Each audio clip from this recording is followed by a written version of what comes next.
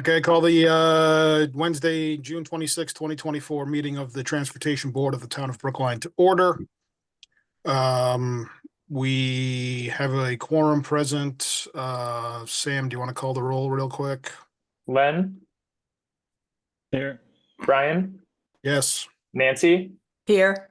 Jonathan, Here. and Shanali. Here. Great. The first item, actually, I guess the second item on the agenda is public comment for items that are not on the agenda. If any member of the public would like to make a comment for an item not on the agenda, you can use the raise hand function and we will elevate you. We will also have public comment for each individual agenda item. So if you wish to comment on a particular item, we will get to you at that time. I see Scott Ananian has joined us. Scott, when you're ready, you can unmute, turn the camera on if you're comfortable, and make your comment. Great, thanks a lot. I here briefly so the Westbourne speed bumps are on the agenda for later, and I hope to be present there then too. I'm on vacation technically right now, so in case I'm not there, I'll just briefly speak in favor of that. But the item not on the agenda is there's a number of other issues around the Driscoll School. So the speed bumps are an opportunity we have to sort of add some traffic calming at very low cost because the Driscoll School project is going to tear up Westbourne Terrace anyway, basically. And so the speed bump add-on is a very low cost opportunity for us. We've also asked about some changing some signage on the Washington Street side opposite the main entrance. I think basically my point is with the opening of Driscoll School in its sort of final configuration next fall, meaning that they'll have parking on Westbourne Terrace and main drop off up there. We're sort of keeping an eye as parents. I'm a member of the site council on the traffic flow issues around the new school. I look forward to talking to you all more improve procedures in the school relating to the streets around that area. Right now, it's not great at all. We're hoping that with moving the bulk of the drop off up to Westbourne Terrace, the situation on Washington Street will be a little bit better. But I guess stay tuned. Len, I'm sure will knows the issues well. I have to speak on my behalf in case I have to drop off before 8:10 as well. So thanks. Thank you. Michael Jacobs. Thank you. Michael Jacobs, 41 Coolidge Street. This is an issue I briefly mentioned to Brian at a meeting. On Coolidge Street coming up to Winchester Street is a somewhat dangerous situation because folks park very close on Winchester Street to Coolidge. And when you come out of Coolidge, it's a really dangerous intersection. You cannot see cars coming either way. And I was hoping maybe that the Transportation Board could look into that in terms of having some greater separation from cars parking on Winchester so that folks could actually see coming out of the street. So I just wanted to raise that to the board. Thank you. Thank you. Dan Murphy, can you guys take a look at daylighting that intersection and see if it's warranted, please? Thank you. Eric Stone, please. Hello. Turning on video. Hi, I'm Eric Stone, Town Meeting Member Precinct 8, Vice Chair of Shared Mobility Advisory Committee. I have two comments and I guess maybe a question. One is that I've noticed that at the intersection of Fuller and Harvard, the automatic pedestrian walk signal has been eliminated. So pedestrians now have to request the walk signal again there, which seems maybe like a mistake. So I was A, curious if that was purposeful, and then B, to independently express my distaste for any requirement for pedestrians to request across, request a safe crossing across any intersection. I don't think it really makes any sense if you sit and think about it. So that's thing one. I don't know if there's an immediate answer on whether that's purposeful or a mistake, but so we'll look at it, Eric, and we'll great. Let you know. The second was I and maybe several others noticed that a pickup truck driver drove his pickup truck into the Brookline Ballet School last week, going over a sidewalk and coming to rest inside a ballet studio that was thankfully closed for renovations the week earlier. I think this is emblematic of a great fear that I have of how Beacon Street is situated. I think it basically presents as a 2x2 highway, and drivers behave thusly. So I would encourage us to reconsider reducing to 1 lane in both directions to enable a bike lane through there on the northern lanes, where there's currently no bike lane at all, and to slow down traffic, particularly through those bustling pedestrian areas. Those were my 2 comments. Yeah, Eric, if only the ballet school was wearing bright colored clothing, right? I know, right? Yeah. Yeah, I no, think it thanks was for bringing during that the up. day though, so we don't have the nighttime to blame. Thanks for bringing it up. Brian, can Um, Eric just clarify if he's speaking for himself or for the committee? I am not speaking for the Shared Mobility Advisory Committee. I am speaking on behalf of myself. Thank you. Thank you, Eric. Any other public comments at this time for items not on the agenda? Okay, seeing none, we'll close the public comment period. And as I said, we will take public comments on each item. Please remind me to do that because sometimes I forget unwittingly. Item 3 is the consent agenda. You see the items on it. Is there an item on the consent agenda that any member of the board would like removed and discussed? Okay, I'm not seeing any big moves there. Okay, with that, is there a motion to approve the consent agenda? So moved. Is there a second? Second. Sam, you want to call the roll, please? Len, Yes. Nancy, Yes. Shanali, Yes. Jonathan, Yes. and Brian. Yes, the consent Thank you. agenda is approved. Thank you, Sam. Thank you, everybody. Item 4 is member update. So I will begin. I am delighted to report, as you just heard from Eric Stone, that the Shared Mobility Advisory Committee is officially back and running. It had its first sort of meeting as a new with its new folks last night, and it's got a pretty impressive agenda of things that it wants to look at. And I'm very grateful to Eric and Dave Porter and Johanna and Jeanette, I think. I'm sorry, I was very tired last night for serving on that. And it's great to see it back. They're working on getting a 5th member. I guess they have some leads. And we're going to really rely on that committee as a transportation board, I hope, to do a lot of the MBTA work that has to get done in the next few years as the T starts to work on the C branch and wants to do some stuff around bus lanes and bus stops. So I'm delighted that that those 4 individuals are volunteering for their expertise and their time, and I'm very grateful to them. So that is my member update. Anyone else have a member update? Just a quick question that came up is how do we determine the number of people that are on those advisory committees? And is there flexibility in that? Yeah, so the transportation board creates them. They're creatures of us, so therefore we can shrink or add as many members as possible. Obviously, I think 5 is a minimum, and 9 might be too big, but that's clearly at our discretion, and we can discuss that.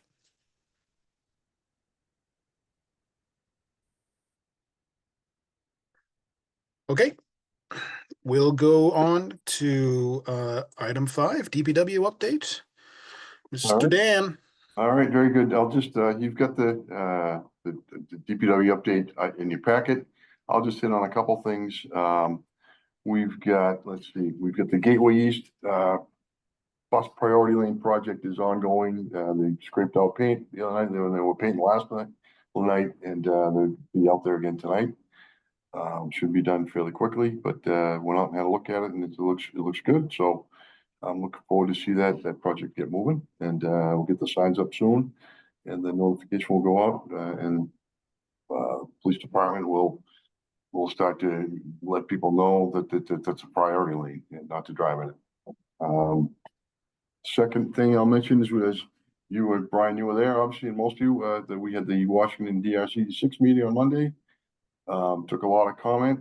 We've got a lot of work to do. We'll be looking at compiling much more parking information, looking at all the lots in the area, looking at the side streets, and gathering that. We've also initiated a kind of a commercial area delivery survey that went out to a portion of folks, and we're updating it with a couple of questions, but that's getting out to everybody to compile all that information so we can take that into account as we go through the design.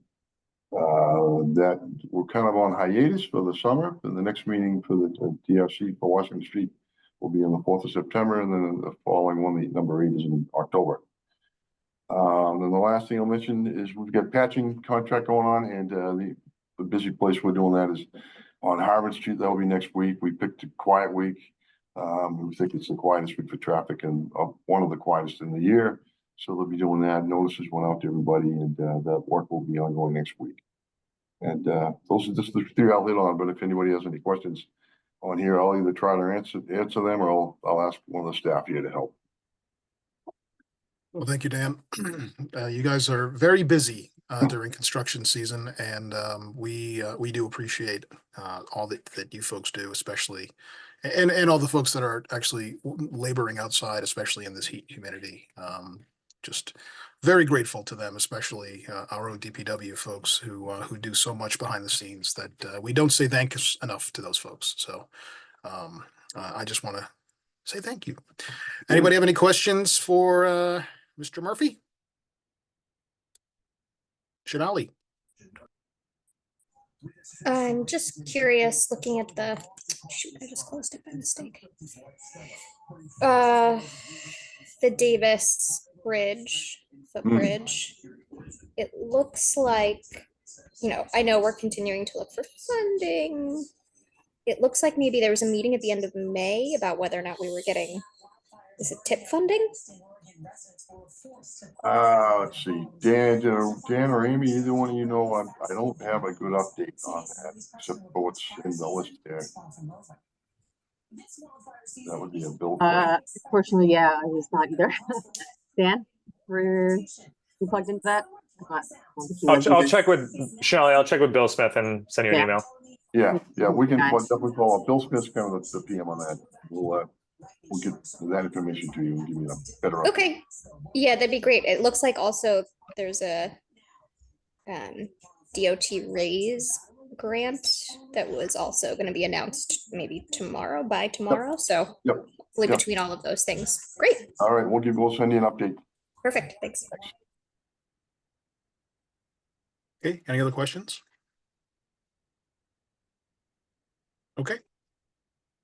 We'll move on to item 6, which is the Pedestrian Advisory Committee talking to us about red light cameras. I want to, as I do pretty much at every meeting, thank David Trevette for his leadership on the PED-AC. So this memo was sent to me in May, and I had asked at that time for David to come to our next meeting and actually discuss it with us, because I think it's there's some important stuff here that we should consider on behalf of the town. So David, without any further ado, please take it away.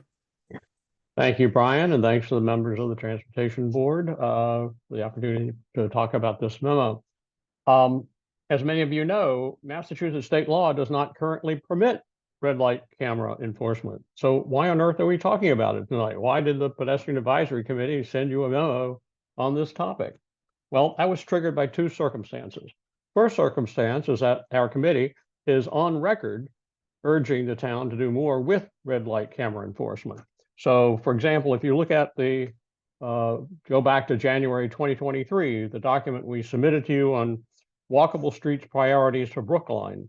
If you go to page 7, there's a list of our top 15 recommendations in that document. And that recommendation number 2 reads, press the state to allow automatic detection and ticketing of vehicles running red lights, then implement at the busiest intersection. So that's the first point. We're on record supporting it.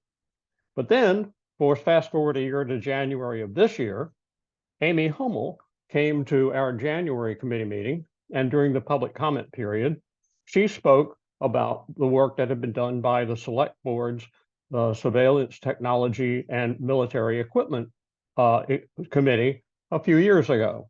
And in particular, she pointed us to a 2022 report from that committee entitled Considerations Regarding Red Light Camera Traffic Enforcement. And the bottom line is that they're overwhelmingly opposed to any such thing. So while we had a number of disagreements with some of the individual points and arguments made in that report, I'm not going to deal with that so much tonight. We realized that it did raise some serious concerns. And so now the question before our committee was, should we modify our support for automated red light camera enforcement in light of these concerns that the Surveillance Committee had raised? And so what we decided to do is we should acknowledge those concerns and then ask, what might an ideal implementation of automated red light enforcement look like? At the same time, we are not interested in stepping away from the idea that we need to worry about this very real public safety concern.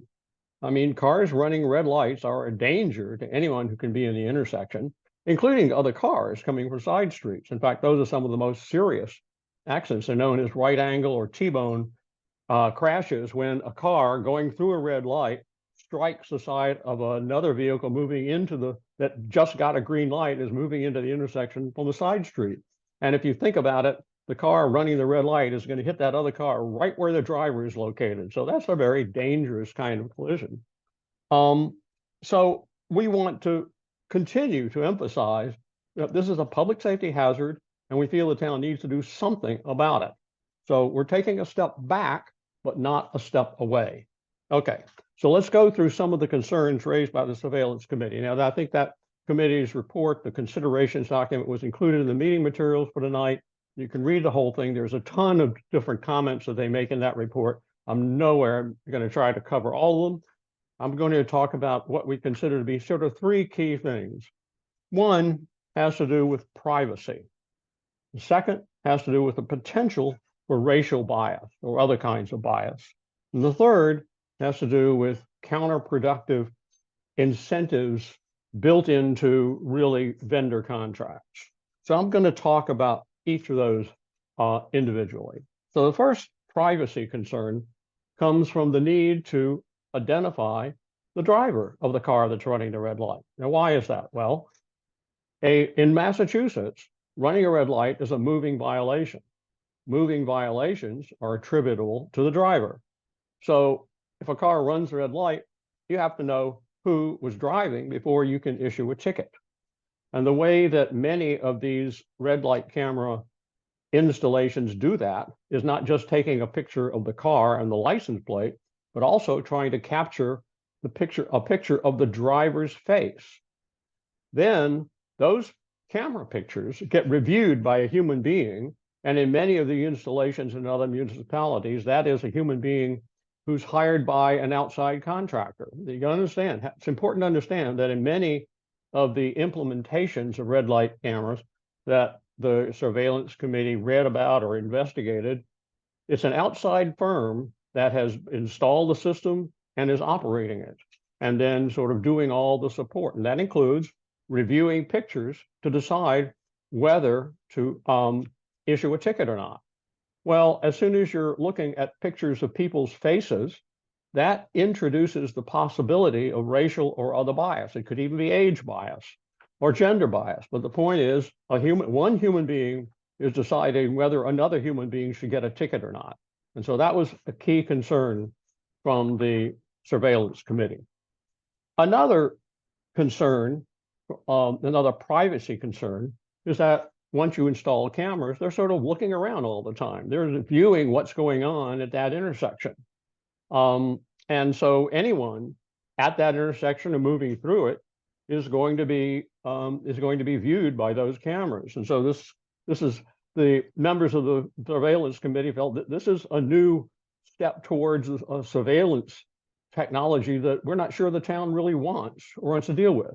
And furthermore, they're concerned that all that visual data is being collected by the vendor into some database. And what do we know what the vendor is doing with it? Are they selling it to other places? Are they misusing it? It can be scanned. Are they scanning it for the right reasons or for the wrong reasons? So there are all sorts of concerns that got raised.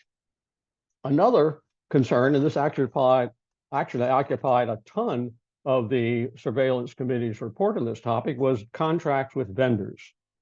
And what happens when a town wants to implement red light camera enforcement is it says, how are we going to pay for it? Well, it turns out that many municipalities have decided that the way to pay for it is with the revenue stream that comes in from the tickets that get issued. Well, it shouldn't take you a lot of thinking to realize that that is totally self-defeating. You have to remember, what is the purpose of red light camera enforcement in the first place? Well, we want to reduce the number of cars running in red lights. If we reduce the number of violations, then we're going to reduce the number of tickets being issued. That means we're going to reduce the revenue stream that comes from those tickets being issued. And so this is not a long-term viable model for how to pay for it. So you really have to be aware of that.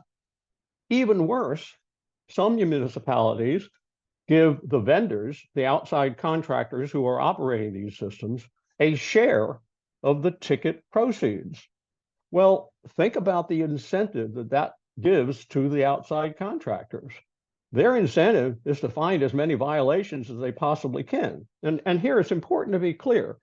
You're taking a picture of a car in an intersection or a truck. You're taking a picture of a driver's face, and that visual information is not always going to be crystal clear. There's going to be a judgment call. Was that car really moving all the way through the intersection? Was that really the driver we're talking about? There's going to be a judgment call.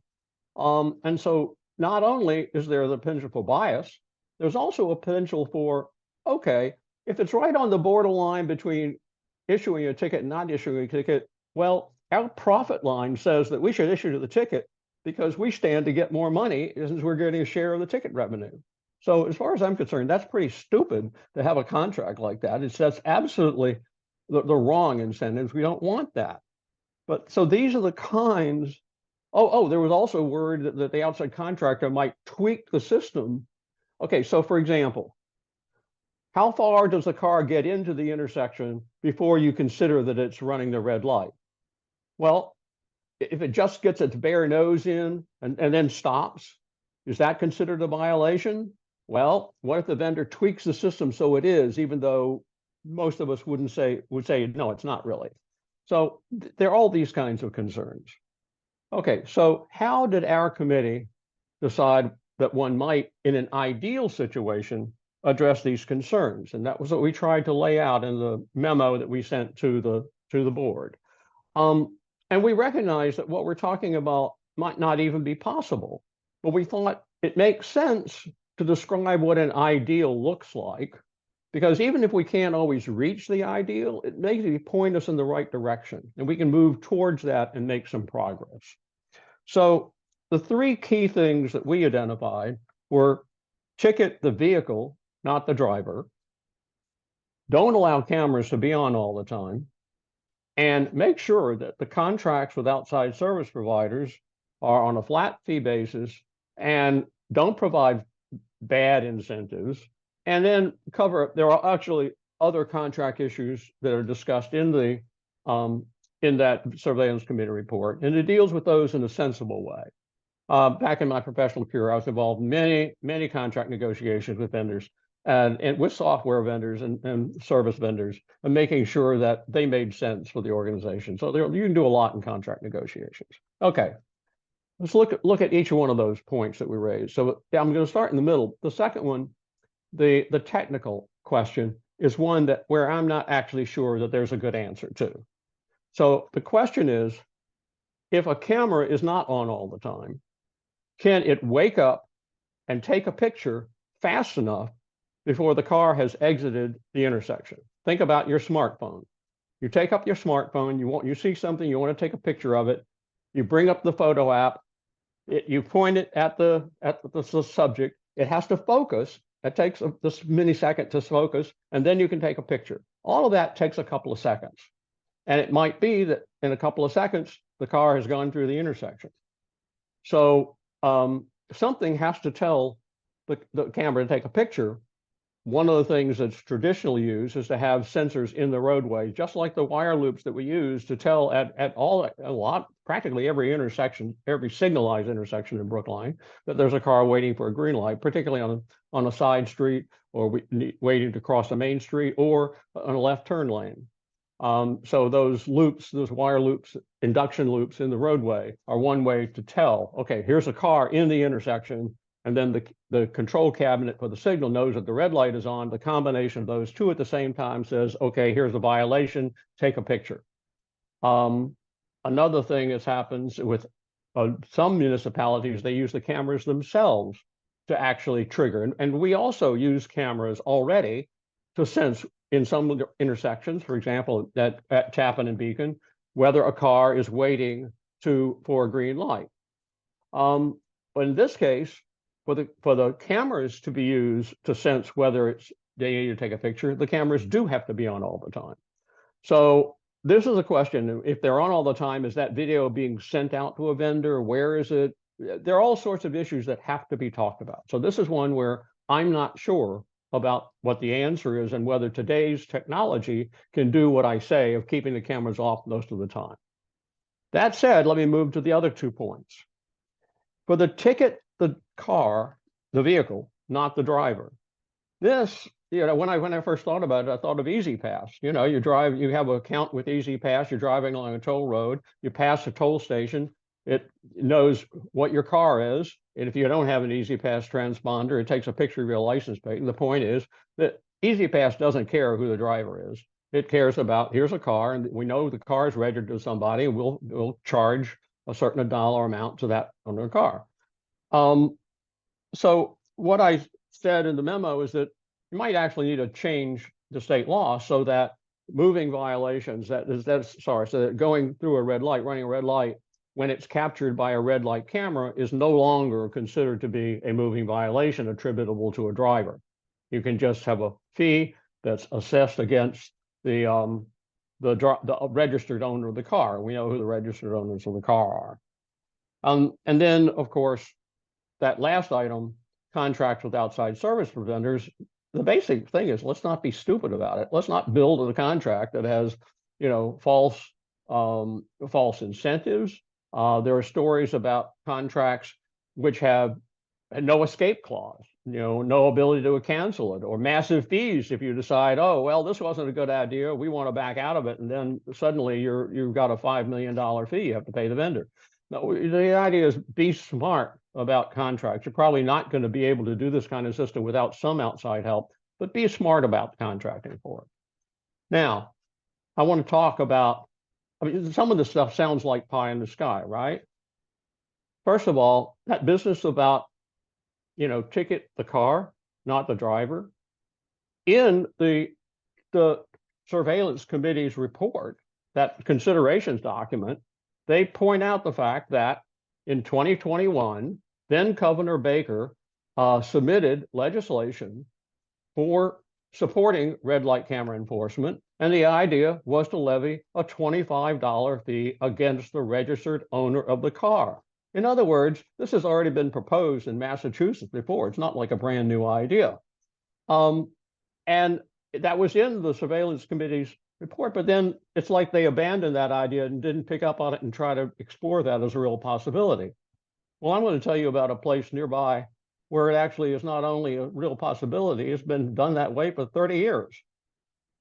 In that particular location, the cameras are triggered by sensors in the road. The penalty is a flat $50 fine. No points accrue to the driver of the car because there's no need to identify the driver, and they don't identify the driver. It's just the owner of the car who gets assessed the penalty. It's city staff, not an outside vendor, who review any camera images that are taken to verify that this really was a violation and not some accidental event. And the outside contractor that supports the system has no share of the revenue. It's a flat fee basis. So in other words, this thing that we've proposed, I just found out about this in the last couple of days, thanks to the sharp eye of one of our committee members who pointed me to a brief mention in a New York Times article, which I then went digging. Oh, where is this? Where is this great implementation? It's New York City. They actually, according to their Vision Zero website, New York City implemented the first red light camera enforcement in 1994. They've been doing it for 30 years. Oh, and what are the results of that implementation? According to their Vision website, they had a 77% decrease in red light violations, an 80% reduction in T-bone collisions of two vehicles, and a 61% reduction in rear-end crashes. Furthermore, I found another analysis, a more recent analysis from March this year, that looked at to what extent is the same vehicle being charged multiple times for red light violation. And it's really a striking histogram.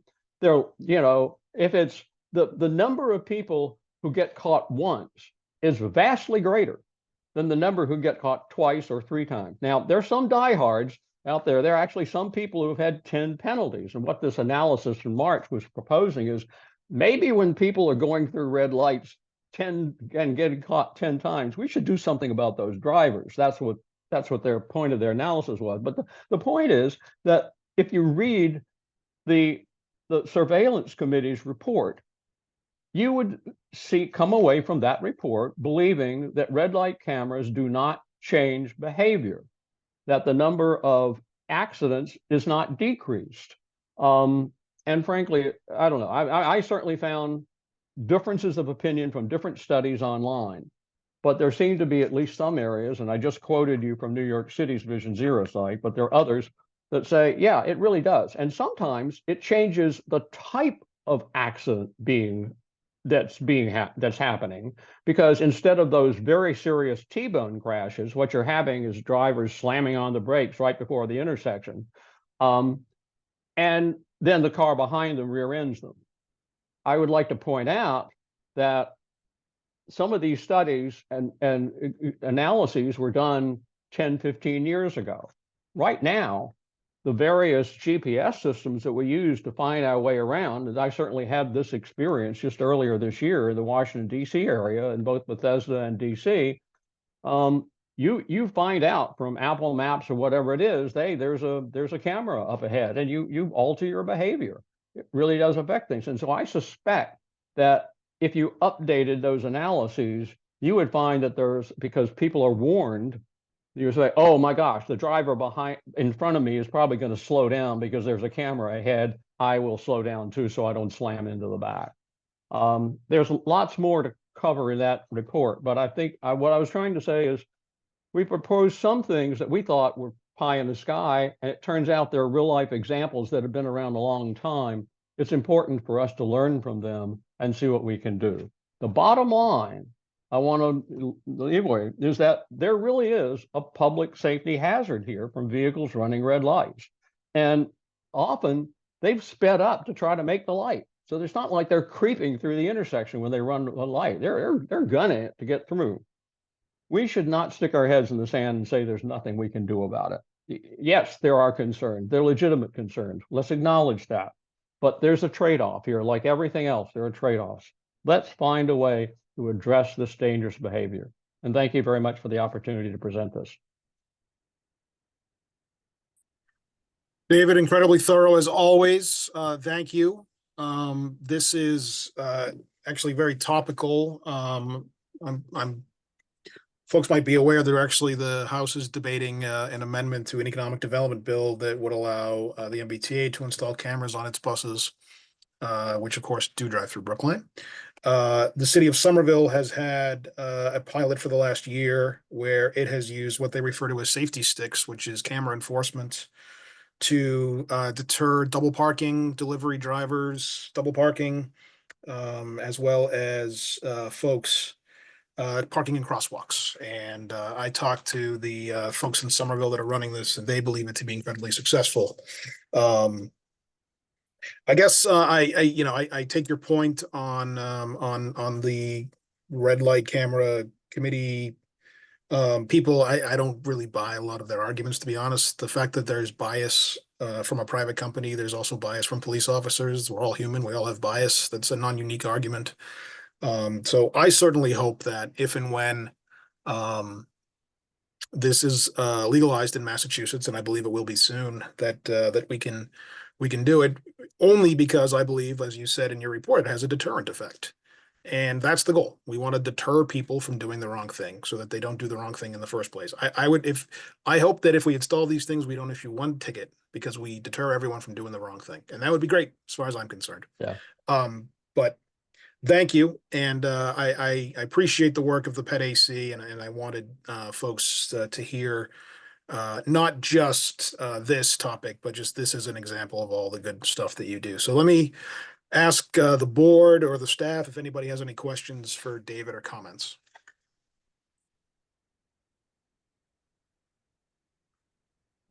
Okay. Let's see here. We have 14 people attending, and I see one hand raised. If you would like to comment on this item, you can use the raise hand function, and we would be delighted to hear your comment. Sam, can we elevate Jerry Lazar, please? He's in the ether.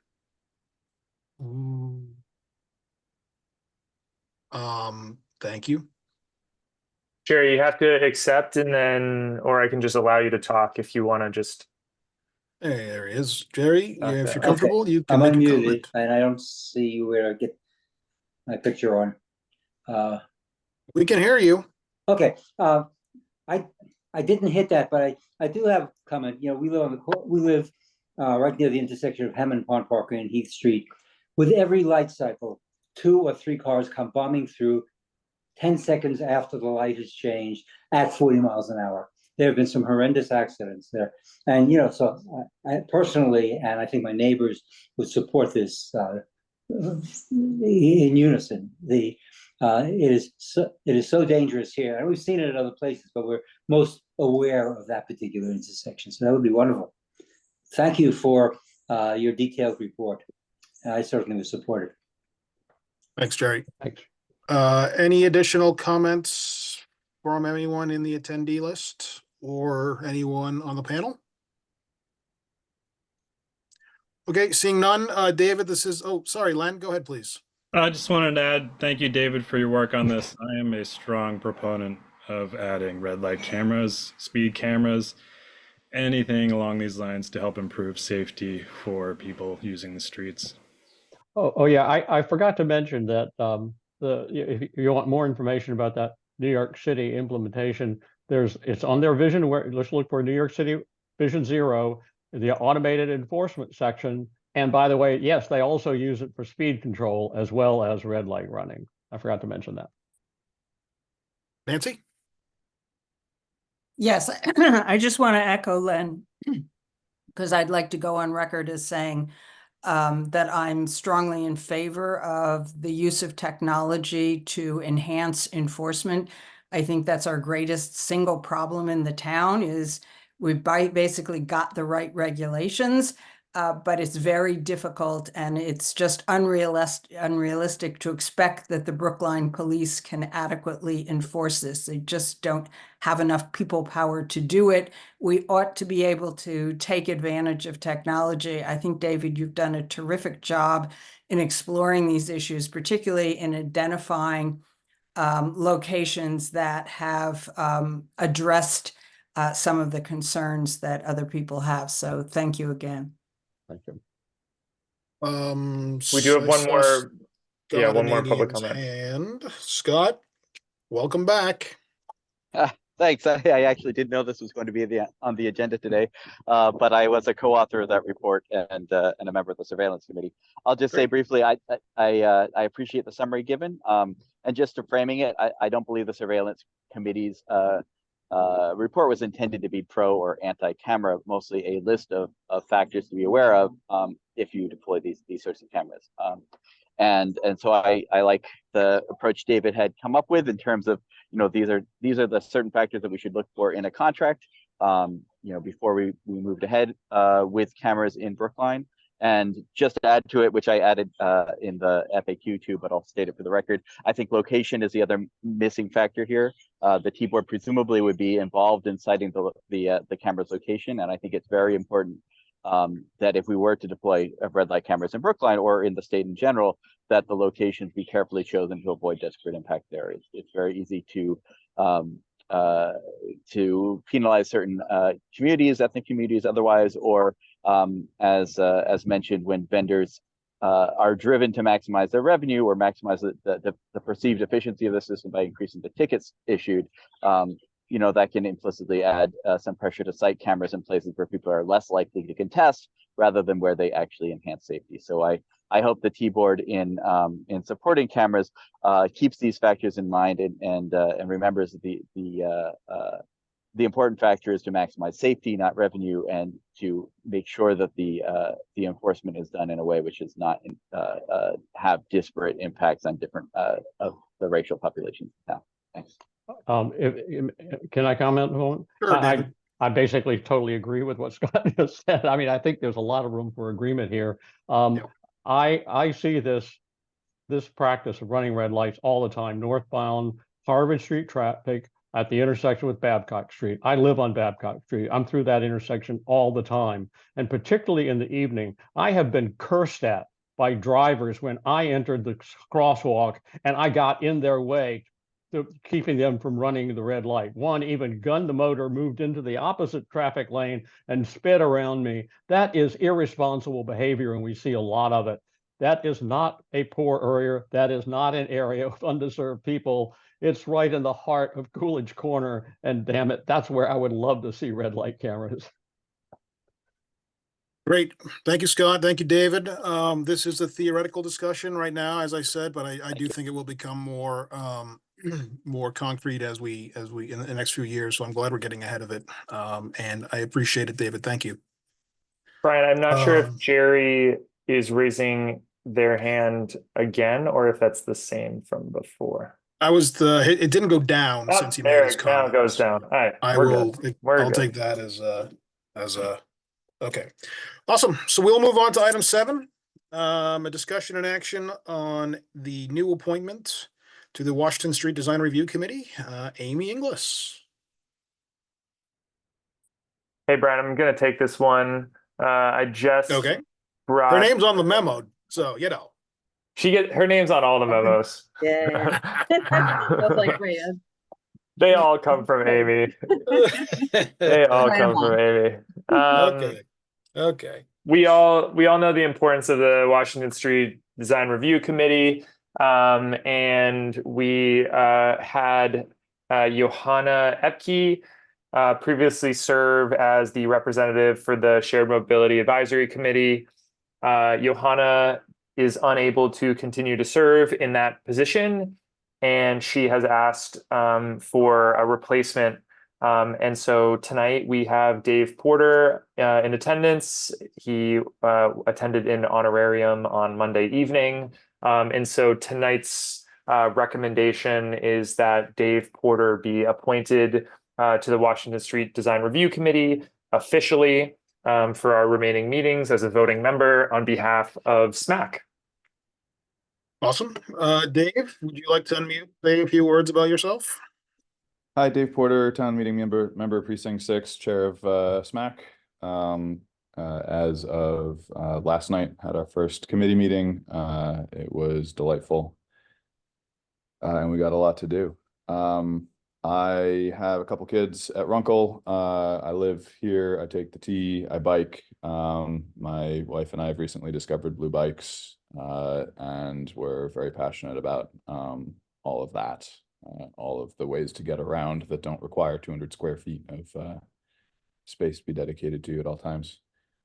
I'm looking forward to participating in the design review committee. I'll do my best to keep an eye on sort of the SMAC adjacent issues on Washington Street. And cheers.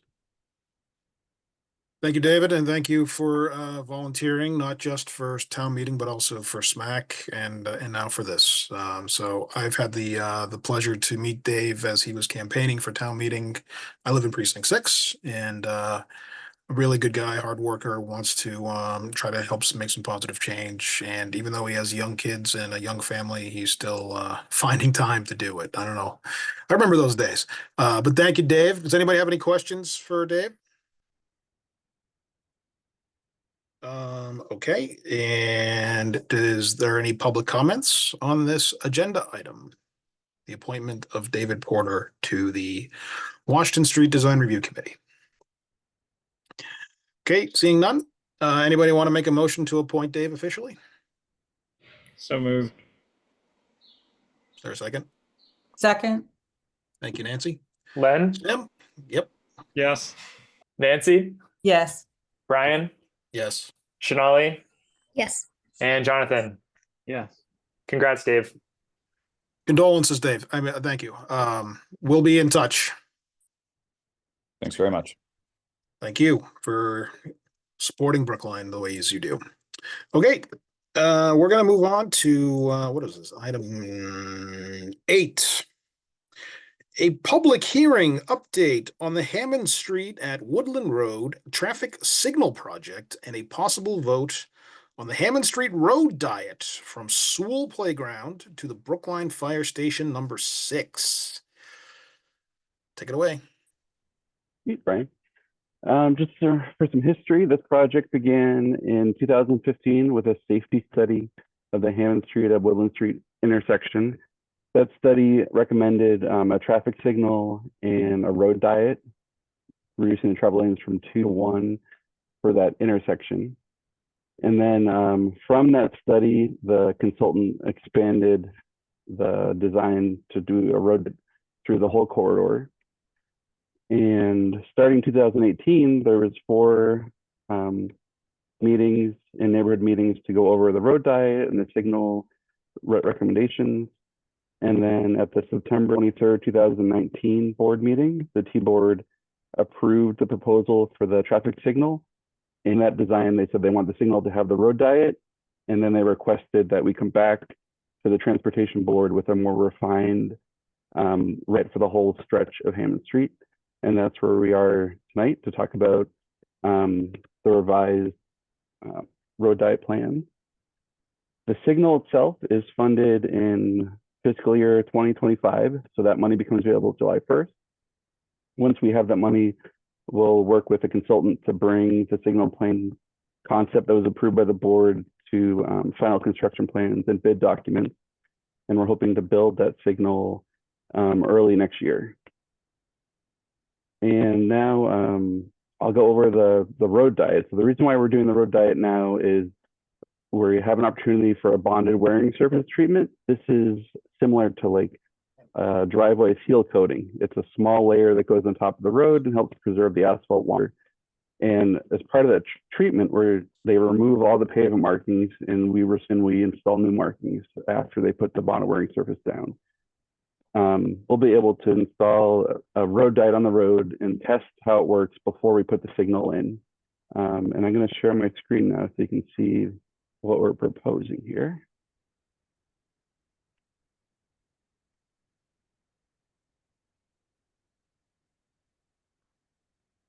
This is Hammond Street, and to my left, where my cursor is Horace James Cole, and then the fire station is here. And what we want to do is start the road diet right after the fire station, and that will allow minimal impact to Horace James Cole. So vehicles approaching the rotary here will still have 2 approach lanes, and coming off the rotary will have 2 lanes as well. And then as you pass the fire station, it will transition into 1 lane, and that's where the road diet will begin.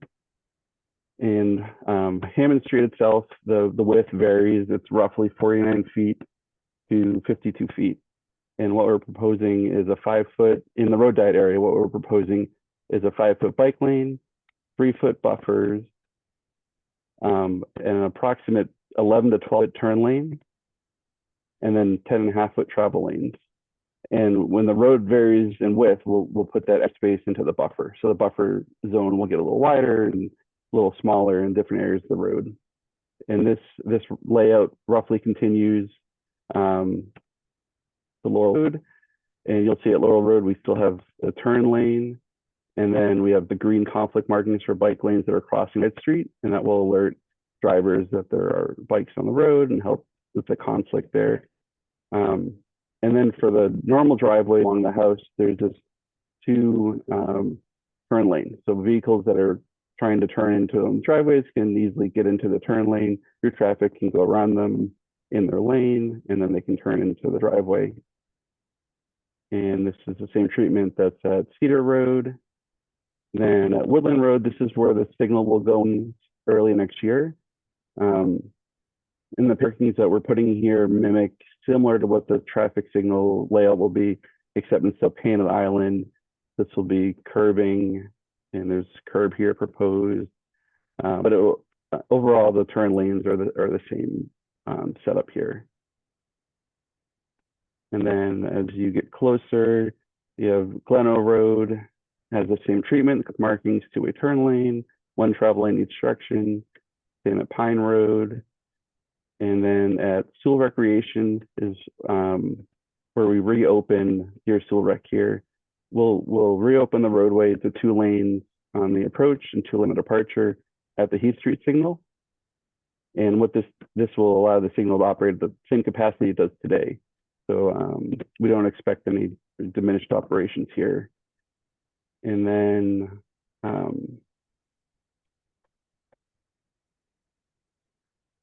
let's see what else I want to highlight. We're putting in a bike box here. We'll paint the existing crosswalk with the brick pattern highlighted to drivers. This is a concurrent right now, so drivers will be able to see the crosswalk. It'll be highlighted better when pedestrians are in there. And you'll see some notes about the temporary condition. Right now, there's construction going on at 1180 Boylston. So while their construction is going on, we'll keep it the configuration right now, where there's 1 lane heading towards Horace Stream Circle and 2 heading towards Route 9. Once their construction is done, it would be striped in the previous configuration with 2 lanes in each direction. Another benefit of doing the road diet in the pavement markings before the signal, it'll give us an opportunity to test it, just to double this is operating as everyone expects, and we get good feedback. And that way, what we build here will be set up with whatever road configurations out here, which most likely will be the road diet. I think those are the main highlights. There is, we did meet with the Bicycle Advisory Committee to go over this plan. One of their requests was to try and highlight the driveways by putting a bike hole there, so people leaving some of the larger developments with the garages, they'll kind of get another hint that there's a bike lane there. And they also asked for in the congested area to put these flex posts. So we'll have flex posts going from Pine Road to Heath Street. And then the configuration here does get a little tighter too, in order to keep the 2 lanes. It's going to be a 4-foot bike lane and a 2-foot buffer, and then 10-foot travel lanes. And that's just from Sewell Rec to Heath Street. And then at the end of the project here, where we don't have the bike lane continuing, in the future, we'll work with Mass DOT or maybe the development chief, and we'll see if we can continue bike lane in the future. But for this proposal, we're not doing it at this time. And so to that, on Horace Jane Cole, there are plans from DR to work on this road at some point and make it safer for everyone. And at that time, we'd work with them to try and continue the bike lane if that's possible with them. Are there any questions from the board? Questions for Dan? So Dan, this project all predates me on this board, so I don't remember, or I wasn't involved in the public outreach process. Can you or one of your colleagues just talk about the public outreach that's taken place since this came on the radar in 2015, I think you said? Sure. There was public meeting to go over the safety study with the board back then and continue advancing it. And then in 2018, there was a meeting, Beaver Country Day with the neighbors to go over the road diet and the signal and the safety recommendations. And then there had been another meeting at Beaver Country Day School going over the similar topics. And then 2019 was the transportation board vote. It has already been approved by this body. So what is it you're asking us to do at this moment? Sure. So at the time, the board approved the signal that's going in at Woodland and Hammond with the road diet. And what we're asking is the board to approve the pavement markings that are going on with the bonnet wearing surface. That makes sense. Yeah, firefighter Canny, we'd love to hear from you. Please. Thank you. I was just curious if the impact on the firehouse had been discussed with the new lane markings. It is a quick transition from that rotary area to the firehouse. People come in pretty speedily and then sometimes have to stop abruptly when we're turning to the firehouse. Has that been discussed at all? We haven't reached out to the fire department directly, but there's minimal change at the firehouse itself. If you look on the screen right here, we're keeping the 2 lanes as you cross over where the signal is now. So the biggest change would just be there's 1 lane as you approach, but then it turns into 2 within the intersection. So we're not expecting much of a difference in operations for you guys right now. All right, thank you. Thank you.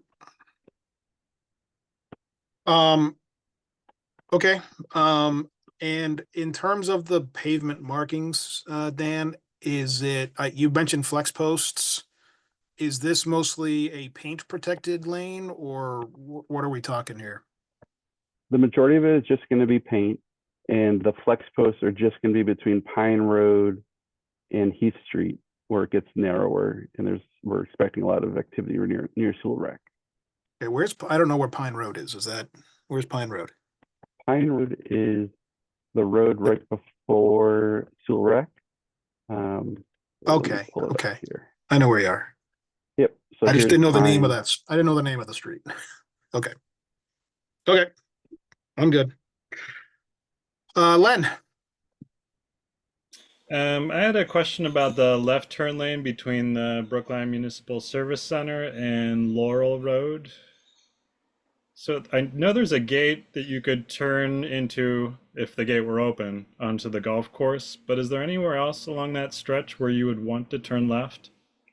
And if not, do we need to make the left turn arrow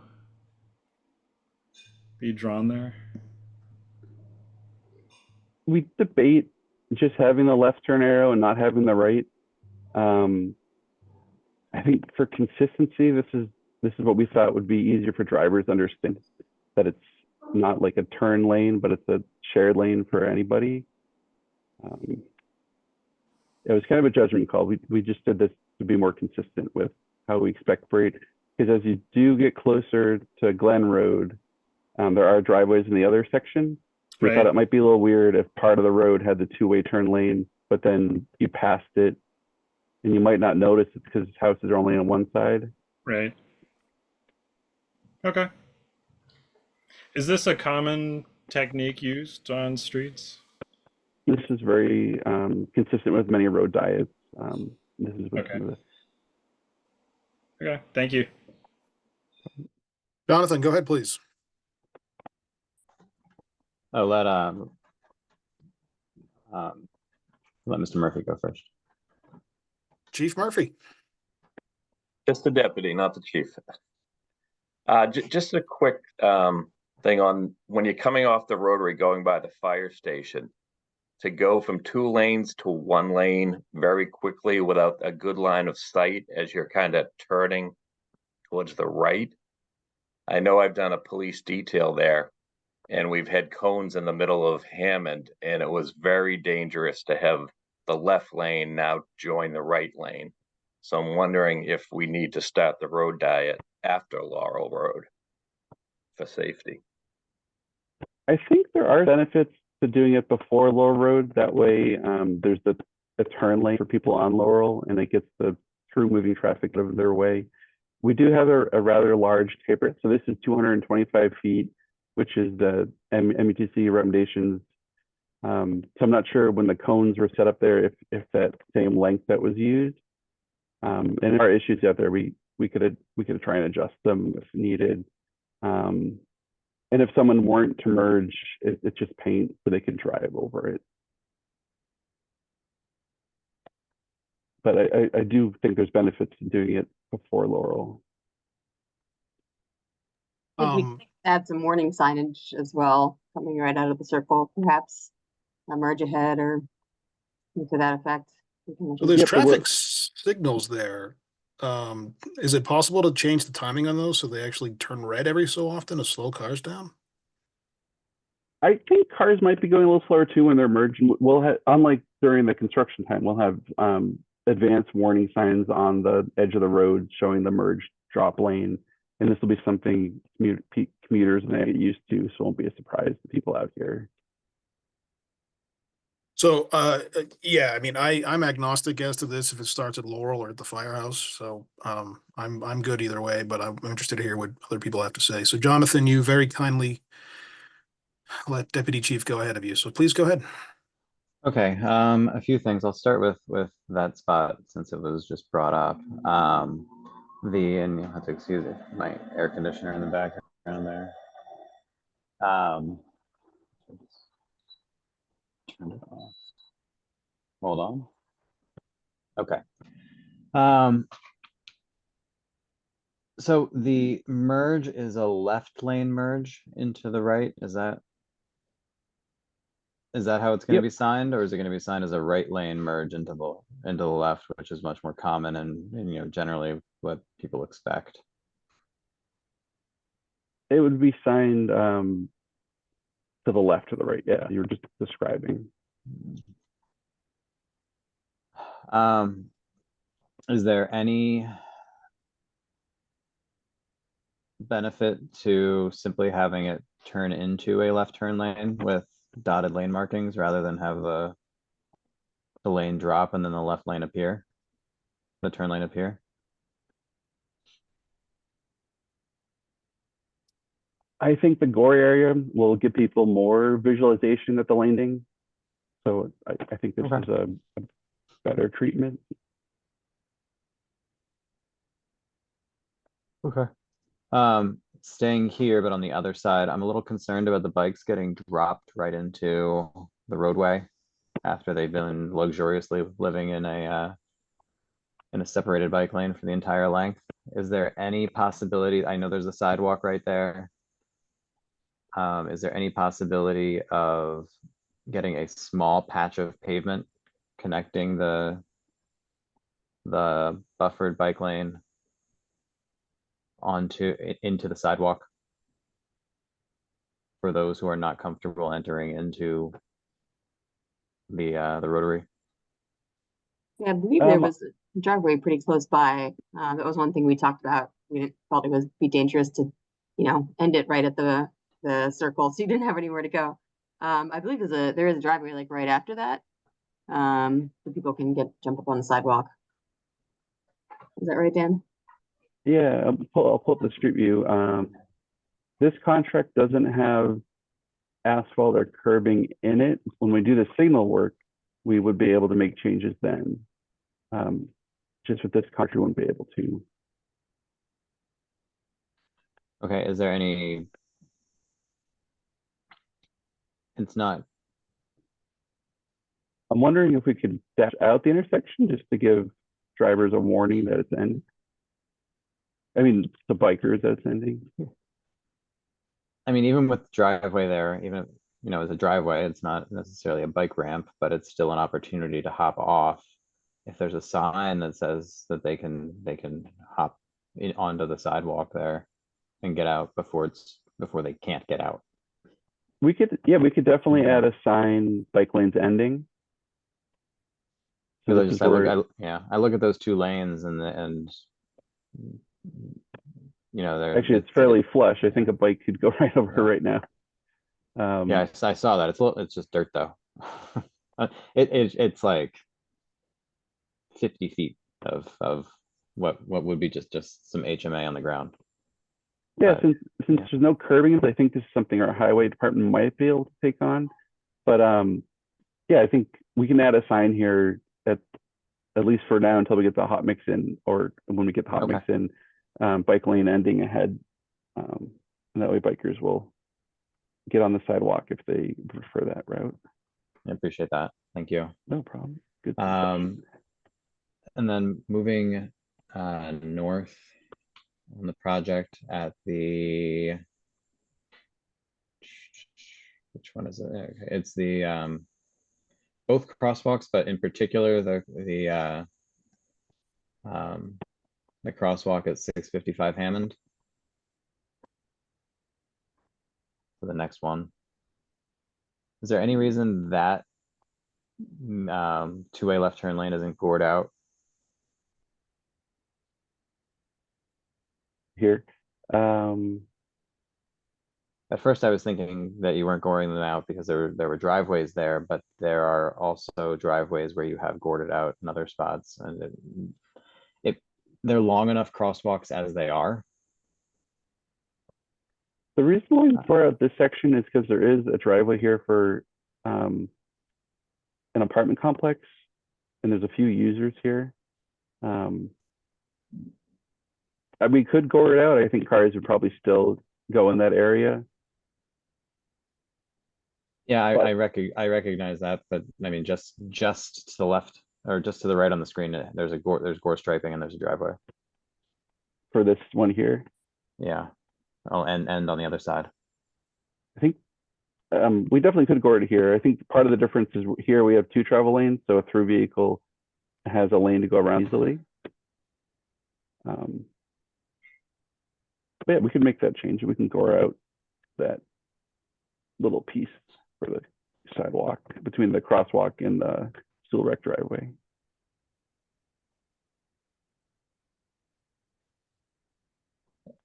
And I assume, as you said, like HMA is not part of this project, so I assume anything like flex, quick curb options for that section that was supposed to be curb in the final condition isn't an option here. Not with this contract. Okay.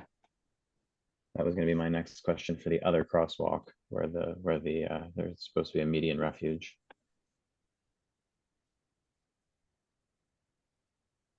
This won't stay in mission for long though. We are hoping to build that signal in 2025, early next year. Okay, so this is this particular setup right here is going to be very interim. Yes. But that's on the screen right now. Yeah, and it's likely these green hash marks won't be put in. It'll be the white dashes until the signal is built. Okay. Do these crosswalks have the high visibility crosswalk signs? This one does. It's new. I can check this one. We are moving it too. Right now the crosswalk is here, kind of at an angle, and we're changing it to perpendicular. So when we put the signage in for that change, we'll make sure it's updated with new high reflective signage.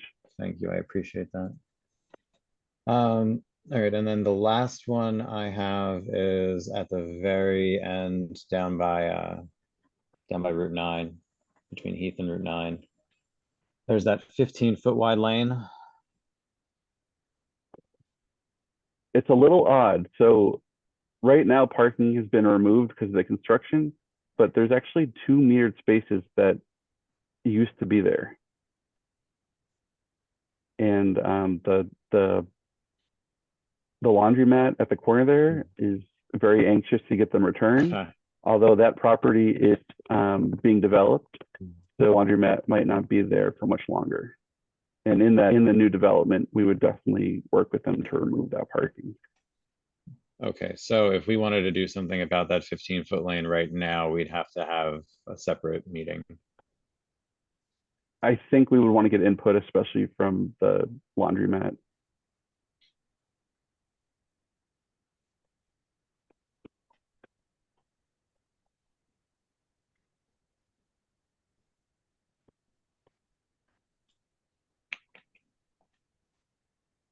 Jonathan? Okay, I think that's it. I'm good. Thank you. Any other questions from the board? Or this, on this side of the ether? Okay, this is a public hearing. So if you would like to be heard, please use the raise hand function and we will take you in the order in which we see your hands raised. There'll be a brief moment where you transition from one side to this side, and then you can unmute, turn your camera on when I call on you, make your comment. So I believe Justin Lawson was first, I think. Sam, you're very quick on those. Got you, Brian. Yes, good evening. I'm having a little difficulty with my camera this evening. My name is Justin Lawson. I'm the general manager of the Brookline Golf Course. Very interested in this Hammond Street road diet, and I would just like to ask the committee to think about adding an additional crosswalk near the intersection of Laurel Road and Hammond Street. If you analyze the Hammond Road and with the Horace James Circle, as well as further up around the golf course where my neck of the woods is, there's not a single crosswalk for pedestrian access other than at Woodland Road. We are developing a system of trails in the Putterham Woods, which is directly on Hammond Street, and I would love nothing more than to provide pedestrian-friendly access to our property. Thank you for this consideration, and appreciate the opportunity to voice this. Thank you, Mr. Lawson. We Richard have, Nangle. if you want, I could respond just to the request. So we are Up to you, Dan. Yeah, we might have an opportunity to add with the traffic signal component of the construction. So we could do that at a later date, but it wouldn't be included in this contract. We don't have money for sidewalk work. Okay. Richard Nangle, go ahead, please. Hi, Richard Nangle, town meeting member, precinct 15. I live on Hammond Street. And I did not know Justin was going to speak tonight. He stole my thunder on the crosswalk. It's something that the neighborhood has wanted for a while, and now with the Putterham Woods trail system being restored and built, people who live on Laurel Road, Cedar Road, and Aston Road would not have a safe way to get over to Putterham Woods. Also, there really should be a crosswalk near the fire station. If you take a look at the first of the series of drawings here, you'll see that at the Horace James Circle, there are crosswalks at Hammond Pond Parkway. And we need to have something like that, either at the circle or near the circle for Hammond Street. My other question had to do with the traffic signal itself.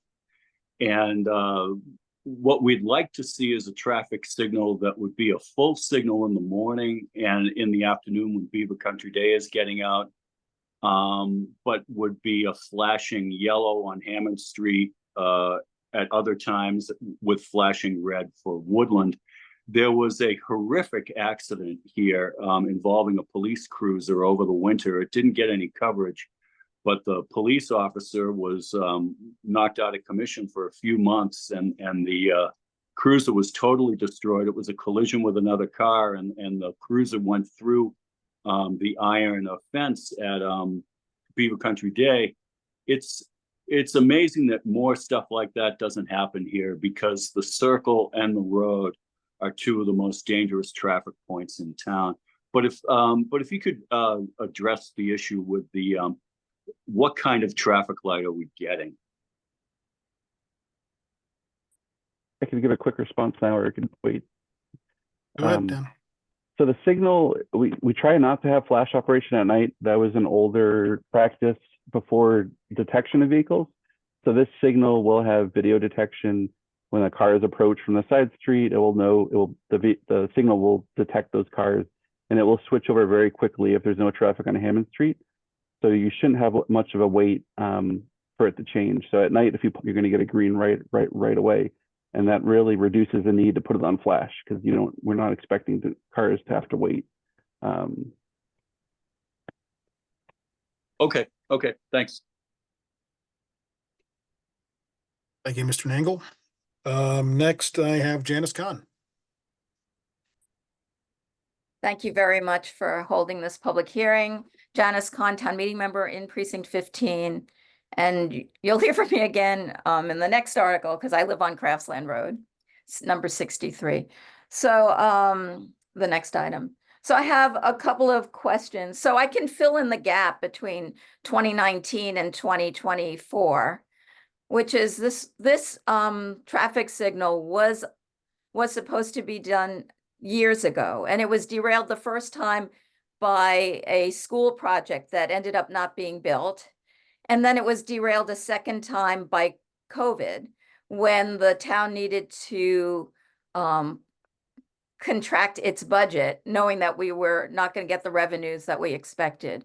And so this project was one of the ones that was pulled out of the CIP, but it was on the CIP several years ago. So the neighborhood's delighted that it's finally here. I can barely believe it, but I know we voted it and it's in this year's CIP. So I would like a little clarification of that light, exactly where it will be, because people traveling on Woodland want to cross over to the other part of Woodland, and it's not directly across, it's at an angle. And so I'm wondering what that means for cars traveling, as well as pedestrians who are crossing. Well, Sure. Dan, I think, yeah, I could. it's your show, man. I think the easiest thing to show is just what the signal looks like. This is what was approved. So when it gets constructed here, there'll be a crosswalk. This is the one-way section of Woodland Road. So there'll be a crosswalk here, right where Beaver Tree Day is. And then there'll be a new crosswalk put in on the other approach to the intersection that's there today. And how will this make it safer for cars to make that turn, the continuation onto Woodland? So they're gonna, all the vehicles on Woodland Road, when they get the green, the cars on Hammond will be stopped, and they'll make this kind of slower, Okay, kind of like an L motion. Okay, I just wanted to clarify that. And then I have just two brief comments about storage. There isn't a lot of space between Horace James Circle and where the diet's going to begin. And there's also a question at the firehouse. It's now also a voting site. And people will want to cross over Hammond Street to get to the, to pull, if they're driving, to pull into the parking lot behind the station, or if they're walking to cross over there. Hopefully they'll cross at Woodland now, which will be much safer. But I'm just a little concerned about cars storing back into the rotary. And the reason I say that is today I was traveling on Heath Street, going from in town out west.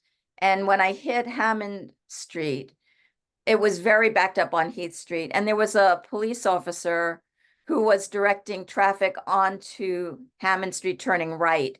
There was no storage for cars who wanted to turn right onto Hammond, in fact. And so this area is, admittedly a little tricky. And adding now bicycle paths in, and I don't know, this is all about safety, right? So I'm just wondering, there is a light at that intersection at Hammond and Heath, and yet there was an officer directing traffic. So I just wanted to throw that out there as just how we can think about it. I was frankly surprised to see the officer there. Yeah. So Yes, comment. thank you. Thank Appreciate you. it. Yeah. I think Eric Stone was next. Hello again, Eric Stone, Town Meeting Member Precinct 8, speaking on behalf of myself. Just really quickly, as a cyclist, I am excited to see that we're adding more bike lanes where we need them. And I am simultaneously disappointed to see that we are dumping cyclists into a no bike lane area on both sides of the new bike lane and just letting them fend for themselves instead of continuing with a bike lane or reducing a lane or coming up with a path that is contiguous. So I love the project, love the push, want to see more thought go into how cyclists are supposed to get through those spots at the end, because it's not easy. So I have a very disappointing and bureaucratic answer, Eric. One end, the project ends in Newton, and the other end, it ends in a state-controlled rotary. So we can't do anything there, unfortunately. And it's a terrible answer. It looks like it drops off because it literally drops off of our jurisdiction. I get it. I get it. Yeah. That's fun. We Okay. had a lot of conversations about that, about where to end it safely for bicyclists on both sides. And we thought about bringing it to Boylston, and that's kind of where my head was at first, but then we kind of started thinking, okay, well, when they get to Boylston, then what happens? Like, I don't think anyone wants to ride on Boylston. I certainly don't. So we thought that it would be better to end at Heath, which is a reasonable enough road to bike on for a lot of people. And at least they're ending at an intersection where if they don't want to bike on Heath, they can jump onto the sidewalk and kind of reassess. The fact is that this is just not a great place to end it. And I wish we didn't have to do that. But unfortunately, as Brian said, there are some jurisdictional limitations, and you know, we can't fully reconstruct the signal with Boylston at this time. So that's just kind of where it is. And it's a very similar story on the other side with we didn't want to dump them straight into the circle because that would be pretty bad. So we wanted to end it somewhere where they could get on the sidewalk and reassess, or, you know, go through the circle on the sidewalk. That was kind of our thinking. Got it. Appreciate your time and the thought you put into it. Thank you. Certainly. If you have any suggestions that come to mind, you know, we're open to hear them. It's a tough one. So thank you. Eric. Henry B, I believe, is next. Hey, good evening. Thanks. Not a town meeting member, just a resident. Living on Hammond Street. Couple of comments. Number one, I think overall, I think this is great. And I think the idea of, if I'm following it right, sort of doing it in paint before it's done for real makes tremendous sense. My concern is if you're coming from, well, I guess it's in both directions, but since I live at 683 Hammond, and so if I'm traveling on Hammond from Route 9 towards the fire station, and I start to slow down to take a right-hand turn into my driveway, I start to slow down earlier and earlier because people just hug my tail. And right now they're able to swing around me. I assume they'll be able to use that turning lane for that, provided there's nobody else coming in the other direction. So I'm not sure that's nice to meet you. I'm not sure that's a question as much as it is just an observation or a comment and concern. Two other quick things. I think the idea of a crosswalk by the fire station, given it's a polling place, really makes sense. I know there's a traffic light there, which I believe is triggered by the fire department. If they need to leave, I don't know if that's possible to have the ability to, you know, push a button and stop traffic as a pedestrian just across the street there. But that may be a relatively simple solution if that works. And the third question is, or actually, I guess, real question is, at Woodland, once this light is in, which I understand won't be until next year, will that replace the police officer that seems to be there at opening and closing for Beaver and keeping some sanity going? Because as a walker, and I assume for bicyclists as well, that officer is a godsend. Oftentimes trying to cross with people turning into Beaver, coming out of Beaver, coming down Woodlawn. So will that officer still be part of the equation? I would assume it would be, but the traffic guards aren't part of our jurisdiction of the police, but they do tend to go to school locations. And if it is still a tricky spot to cross, I would imagine they keep there. Mike's got his hand raised. Yeah, that is actually a private police detail. It's not an assigned part of the police department. So ultimately be up to the school then. Yes, it would be up to the school at that point. Okay, thank you. You, Henry. Mr. Rona, I believe you're next. Hi, thank you. Ilyas Rona. I also live on Hammond Street. I'm the second to last house on the proposed road diagonally across from the fire station. And I would, I guess, second or third at this point, the comments in favor of a crosswalk or some means of access to the fire station for voting. Also, I have 2 young kids, and it is almost impossible on their bikes to go anywhere other than to go onto Laurel. So Dane Park is sort of out of the question. Even Skyline is difficult with the existing crosswalk. So I think there needs to be some better or some future thought put into how we're going to connect up the bike lanes to the different places that people are going to go in the area to make use of the great public spaces that we have. But I did have a question about the paving. Are we going to actually sort of repave Hammond Street? Because right now it's in abysmal form. And I mean, the only thing keeping it from being a motor speedway is that you'll probably break an axle on one of the thousands of potholes. So I'm hoping to hear that in addition to traffic calming measures, that there'll be also a smoother ride. Is that expected to happen, or are we just doing a superficial coat? I wasn't clear. It will look like a repaved road, but it's not going to last as long. So they're gonna do patching where you're seeing potholes and rutting now, and then there'll be a seal coat placed on top. We've used the tree in other places in town, and most people mistake it for a completely repaved, smooth road. So that's what it will look like to you. Okay, great, and thank you again for this hearing. Thank you. And Dan, I think you're hearing a pretty overwhelming request from folks in the area to look at crosswalks. So I think you folks are hearing that. I just want to make sure, and I just encourage you folks to take a look at that, please. Okay, I lost track of who's next. But I think it's Manu. Yep, go ahead. Okay, it's always good to look what you're watching, like when you're walking like a pedestrian outside around the neighborhood. And I have a really beautiful neighborhood, and it is always fun to go walking in the mornings, and sometimes I see dog walkers, and I love petting dogs, and it is always fun meeting new people, like my new neighbors around the households, and introducing myself to the new neighbors. And it's also fun to play sports with them.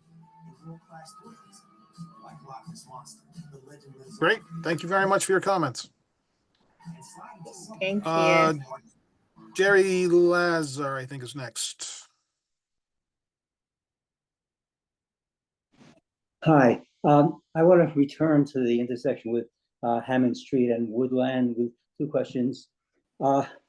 Will the crosswalk have the flashing lights on demand the way other crosswalks in town do?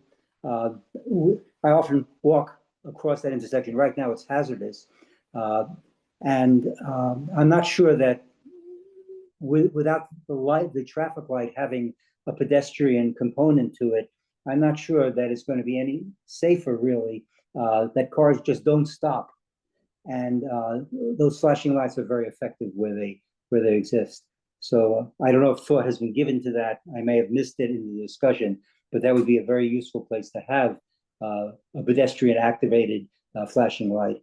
The second comment about crosswalks is at the fire station before the circle, Horace James Circle. It is very difficult to get across, and it is a place where there really should be a crosswalk between Laurel and the Circle. There should be a crosswalk there, and perhaps with flashing lights also, that cars will stop. So those are the two comments about crosswalks. As to the intersection itself, when it was rebuilt perhaps 20 years ago in the form that it is now, which has made it an even more hazardous crossing than it was before when it was fairly straight across, that made it really impossible. It's quite dangerous. Is there any consideration to straightening out that turn, to cutting back on that bump out so that you don't have to make a left turn and a right turn to cross into Laurel, into Woodland, going east? Is that part of the consideration? It will be safer with a traffic light, but it's still going to be a difficult intersection to maneuver.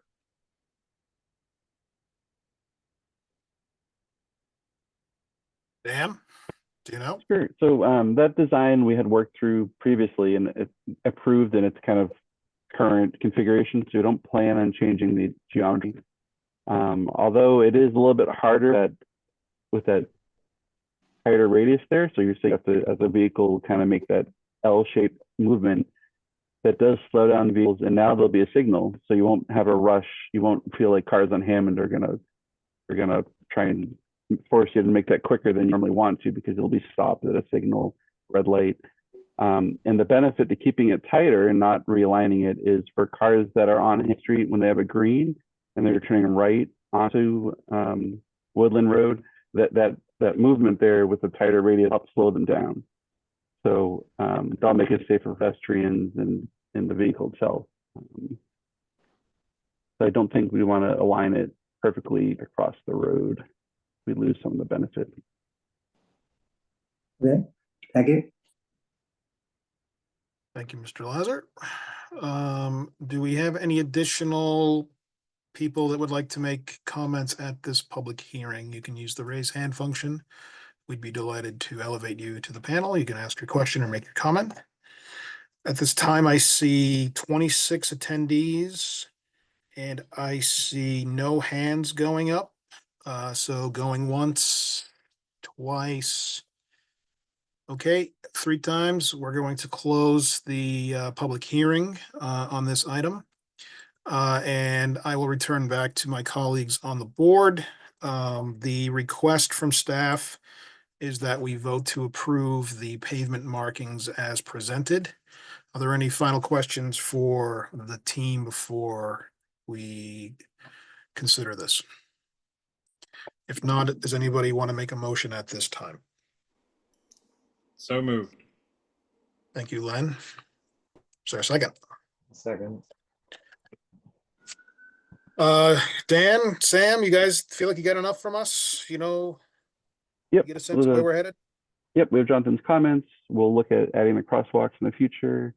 I think we're ready for a vote. Brian? All right, I'm a yes. Great. Nancy? Yes. Molly? Yes. Glenn? Yes. And Jonathan? Yes.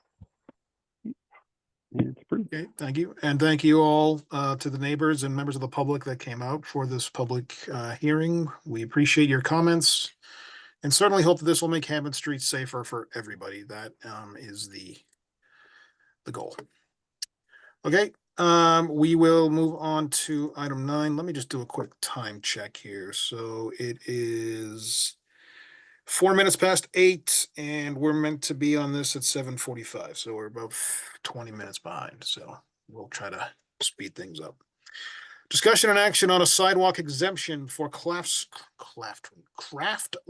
Road and Arlington Road. Take it away. All right, so. Oh, now you do one. Okay, great. This one's for me.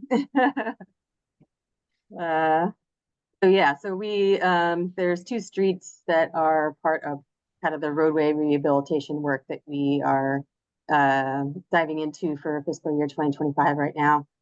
And two of these streets, Craftsland Road and Arlington Road, are kind of a bit unique in their characteristics and the situation, to the point that we don't feel that we would need to do the full sidewalk new sidewalk installation or reconstruction on these streets that we would normally want to do. And that would be more or less required through the complete streets process.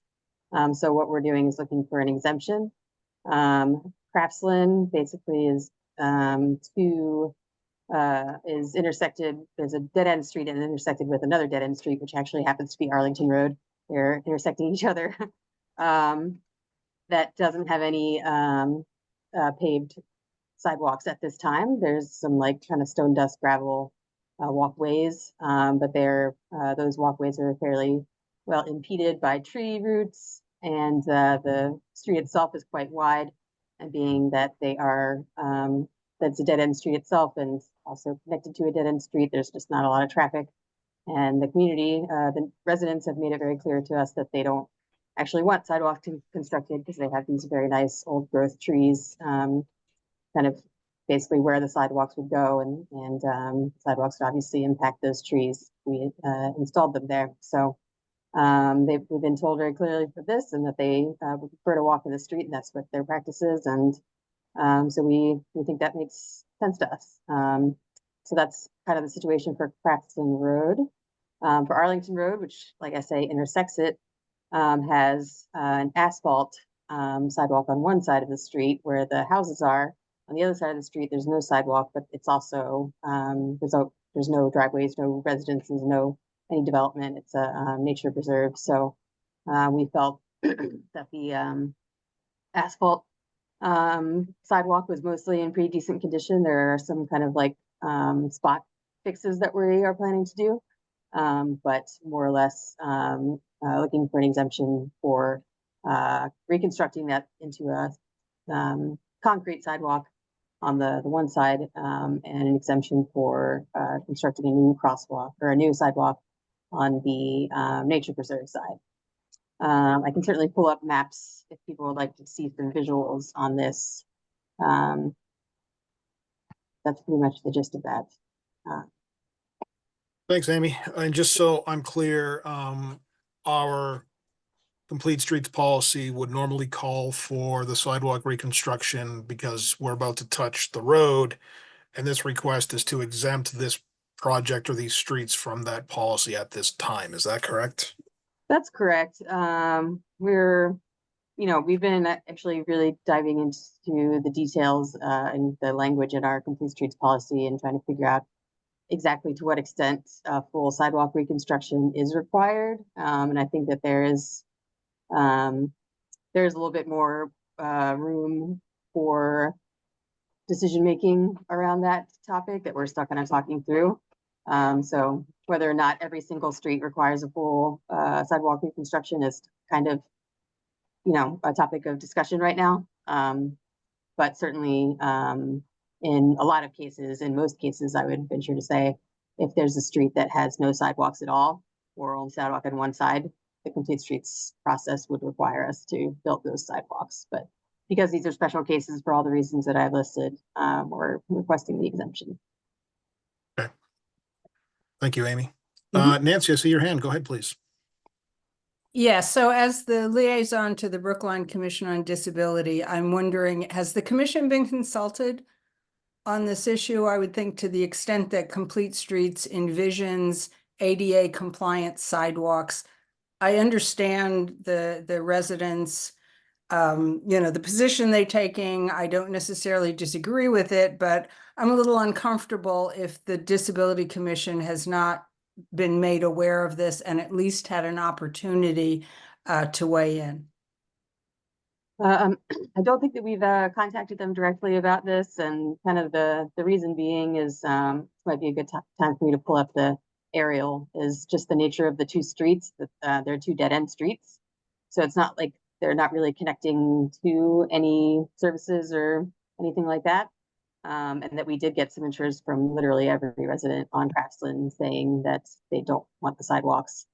And the state of the asphalt sidewalk, the current asphalt sidewalk on Arlington is mostly quite good and passable. Like I said, we are going to do some spot fixes there, and we are doing the ramps to make those ADA compliant. That part is required federally. So we felt that it was still going to be accessible if for some reason someone needed it to be. But again, the lack of connectivity of the streets, we just didn't feel that it was necessary. Yeah, I just in the future, I think, because part of the problem is I try to alert them when I see items on the agenda that I think might be of interest to them. But part of the problem with this one is, that just seeing the item, it wasn't until I actually got the memo. And by the time I read the memo, I don't always read them as soon as I get them. By the time I read it and realized this is something that maybe they might be interested in, if there's just any way that something that, affects ADA compliant when you're asking for an exemption, I would just request in the future that you just send an email to Jim Lee, the chair of just so that they have an opportunity if they have, if they would like to weigh in. Yeah, I think that's absolutely fair. Good suggestion. Thank you. Thanks, Nancy. Jonathan, go ahead, please. Yeah, I mean, I'm gonna second what Nancy's saying about the accessibility issue here, and I'm gonna take it a step further in that just because a neighborhood says they don't want sidewalk is not a good reason to not put sidewalk in. This is 700 feet from the Wegmans and that entire shopping area, which includes urgent care and other shopping and utility needs.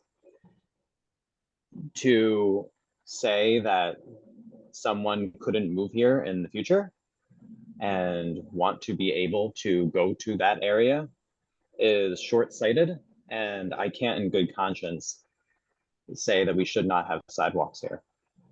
I understand the need to not the value of not putting one on a side that doesn't have anything on Anderson, but on Craftsman's Road, it's not a dead end for pedestrians. It's a dead end for cars. It connects to Wegmans and that entire shopping area, as well as the Chestnut Hill Mall. And all of that is accessible. So why shouldn't this be?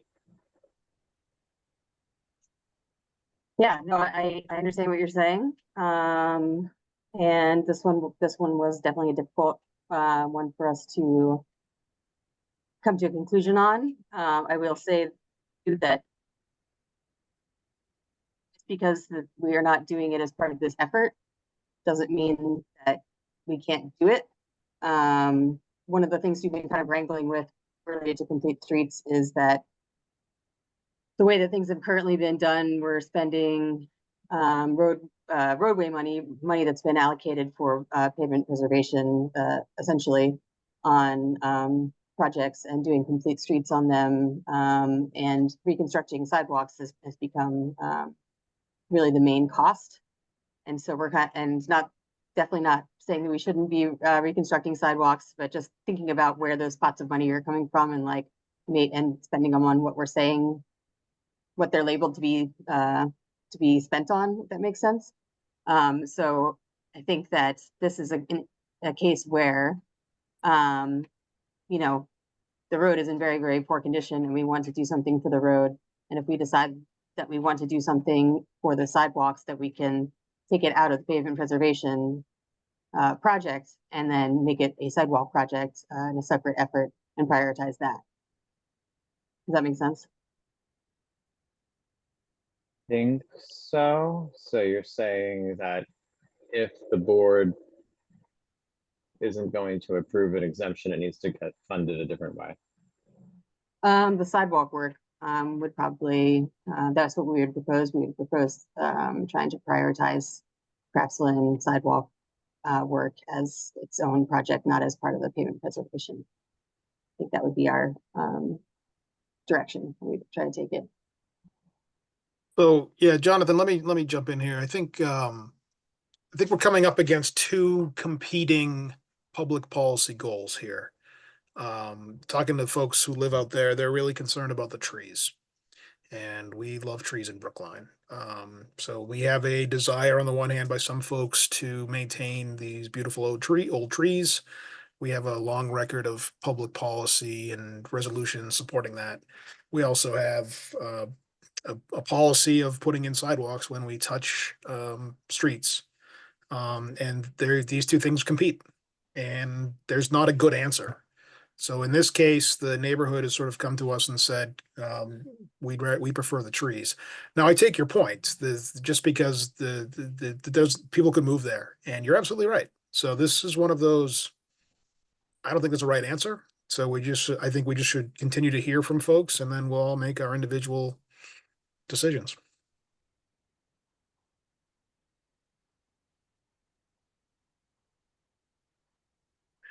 Anybody else on this side? Just wanna one more comment? quick. Oh, sorry. One more quick thing on that. I mean, Amy, if I think you're controlling the screen, and if you turn around, I mean, you can see that large sections of this have sidewalk, and like you said, there's stone dust there already. Yeah. And I don't see. I know the policy is if you're trying to make an exemption for complete streets policy for putting concrete sidewalks in, I don't know why the first step isn't even to just go to an asphalt sidewalk.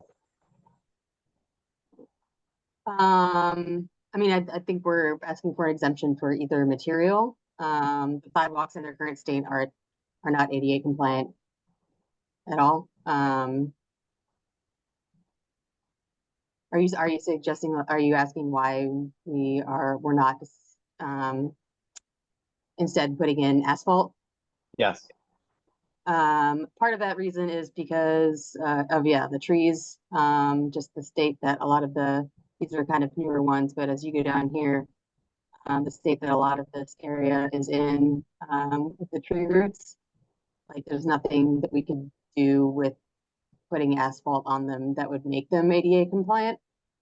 And these are old growth trees that would, there's not any way to build any kind of impervious sidewalk on them that wouldn't impact them. Yeah, and as the residents so clearly pointed out, this is a very wide street for a dead end. There's no reason why there couldn't be bump outs around some of these narrow areas and bring the sidewalk in front of those trees. Yeah, we did talk about that too. And that's, I think, the route that we would have wanted to do if we had decided to do the sidewalks. And if if the board decides that it's the priority to seek a separate funded sidewalk project for this, I think that's probably the direction we would go, because there is width for that. But again, it's kind of a matter of, one, is this the priority? Is this what we want to spend our roadway money on? Is this what we want to spend our sidewalk money on too? Like, we have a lot of needs for sidewalk in the community that do, readily connect thousands of people to lots of goods and services and bus routes and things like that. So we're just trying to we're trying to identify whether or not this is a case of spending our money the most, that would impact the most people. Yes. That's kind of where we're coming from.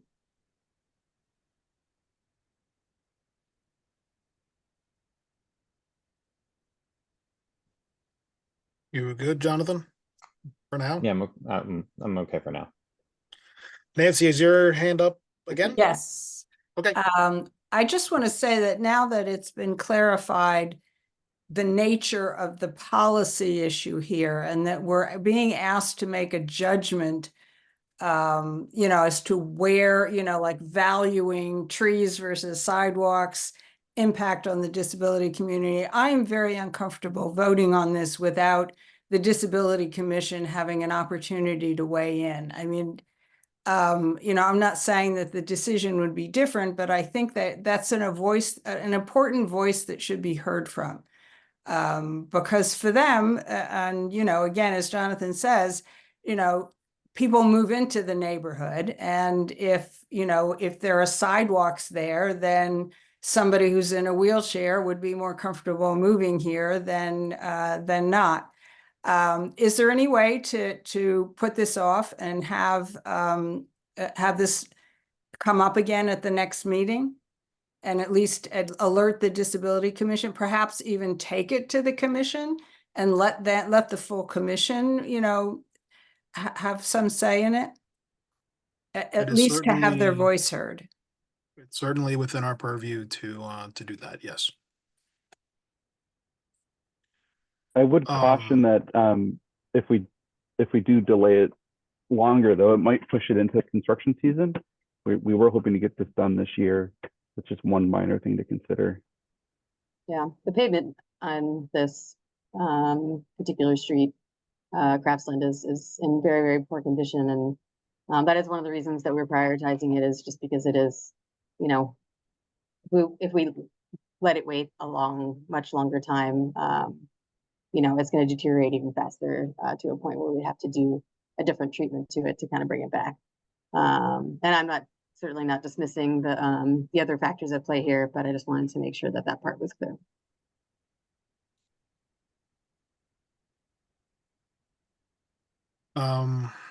Okay, so Nancy, if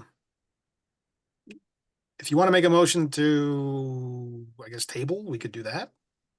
That's Okay. entirely within your Okay, rights. I move to table. Do you want to hear from the public first? Oh, Well, a motion to table takes precedence yeah, over other no, motions. I'll move to table. So we have a move to table. Okay. This requires a second. Second. Okay, Jonathan seconds, and I think it requires 2/3. So I hope I'm doing this right. So somebody call the roll, please. Jonathan. Yes. Nolly. Yes. Brian. I'm a no. Len. I wanted to hear from the public, so I'm going to vote no. Yes. So what is that? 3/5. 3 each. Yeah. All right, so that motion fails.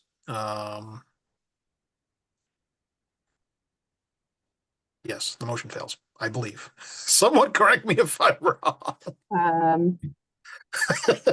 If it's 3-3, it doesn't pass. Wendy's not here. It's 3/5. Right. Wendy's not here. So what is it? That's still I think it's 60. 16 to, I believe. Still 60%, not 67. But I don't know if we need 2/3 or not. We need a parliamentarian. And I don't have my thing here. Okay, hold on a second.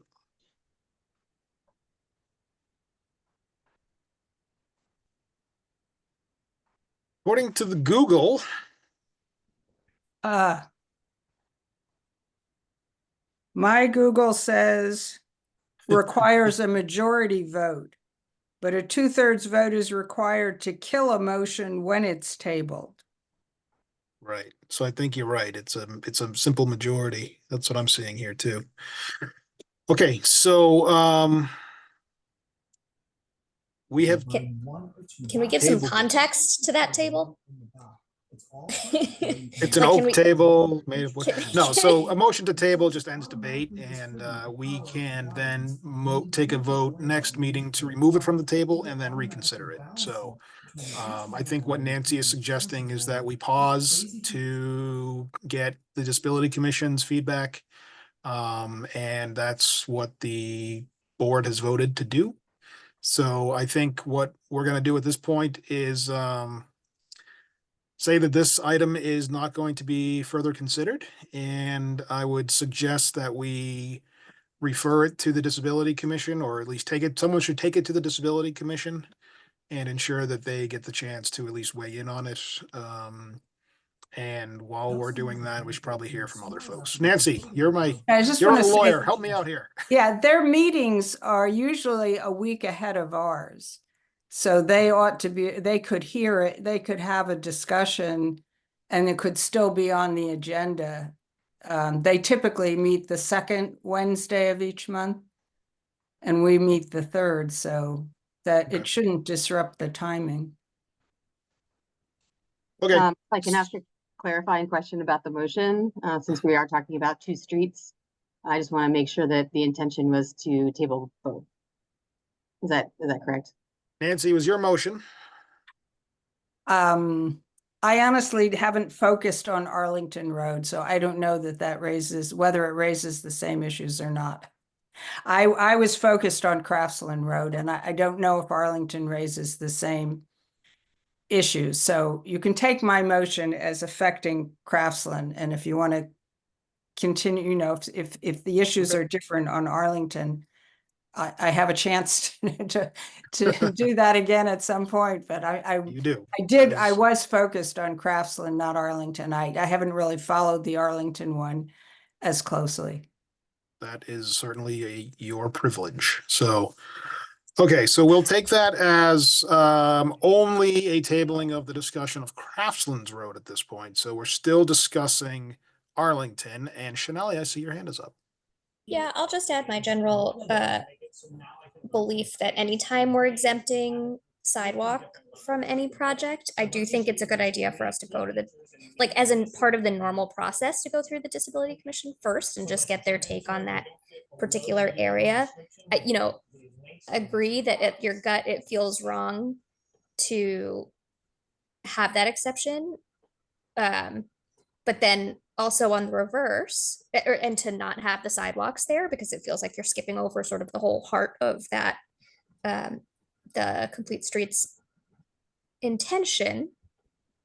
But I also, Amy, think it's really important that your point comes across if and when you guys talk to the Disability Commission about thinking about how, like, money spent on sidewalks here means less money for sidewalks elsewhere, is a pretty key point on that. So I guess that's my 2 cents, is that added as a process for any sidewalk exemptions in the future, and just having that conversation that it takes away from sidewalks in other places. Okay, yep. You're right. Okay. So we will continue the discussion on Arlington Road only at this point. I'm going to look at you, Amy, to see, does that make any sense to just talk about Arlington in and of itself? Nancy, I see your hand. Go ahead. Now that I've had a chance to read it more carefully, Amy, correct me if I'm wrong, but it seems to me now that Arlington also is asking for a sidewalk exemption, which would mean, as Shonali indicates, that ADA compliant sidewalks that would otherwise be required are now not going to be put in as part of this project. And, you know, the underlying principle of my tabling motion is exactly as Shonali indicated, which is just as a matter of course, when we make that kind of a policy decision that undermines a core feature of the Complete Streets policy, that at the very least, it ought to have some feedback from the Disability Commission. But I think we can do the same thing, just have them both discussed at the next meeting of the commission and brought back to the Transportation Board at our next meeting. So if I move to table this one as well. Well, why don't we just take your initial motion as including both? Fine with me. If that's just easier. Okay. So we've tabled both Arlington and Craftsland at this point, and we will not be discussing them further. Pending feedback from, I would suggest the pedestrian committee as well as the Disability Commission. Understood. Just want to say I do appreciate the input on this topic. We've had a lot of discussions about this, both at the staff level and some elected officials. We have a task force. It's become, yeah, a lot of the conversations led to more questions than answers, and it's something that's, yeah, we need to figure out, because unfortunately our resources are limited, and we want to target our money where it's impacting the most. But of course, you know, we at the same time understand and want to protect the needs of our most vulnerable populations. So this is a difficult one, and you know, I was curious to hear what you guys would say in this situation tonight. So I really do appreciate your input. Thank you. Okay. Shanali, I see your hand. Yeah, I just want to just Sorry. quickly add and say that I personally actually would agree to grant the exception. And I think it's part of maybe a bigger conversation if you do get to go to the Disability Commission about these sort of small back streets where perhaps like really what someone might want is it's any like wheeled user might want is really just a good road pavement to be able to go on as opposed to needing the sidewalks. I generally personally feel like the back roads maybe don't need the sidewalk treatments as much, but it's just good to get that community input. That's it. Thanks. Jonathan? When this does get taken to the two committees, I think it's worth posing both the immediate and topical discussion, but also posing these two issues as general understandings from them of especially for Arlington, where there is no utility on that side of the road, utility use on that side of the road. If they have a general stance for that kind of position, just so, you know, as the policy gets revisited, that kind of thing can either get written into it or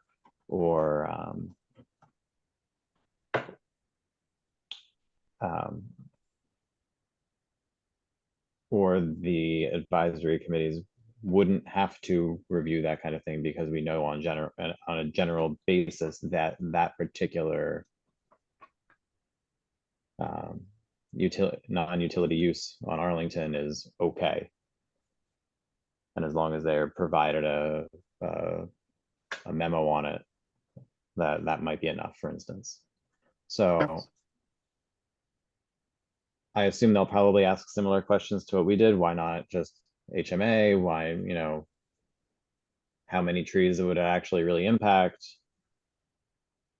That kind of stuff. And I think understanding what they need to hear on these is just as important as the topical discussion that's going to occur for these two streets as well, since we are discussing the changes to the complete streets and how best to implement it.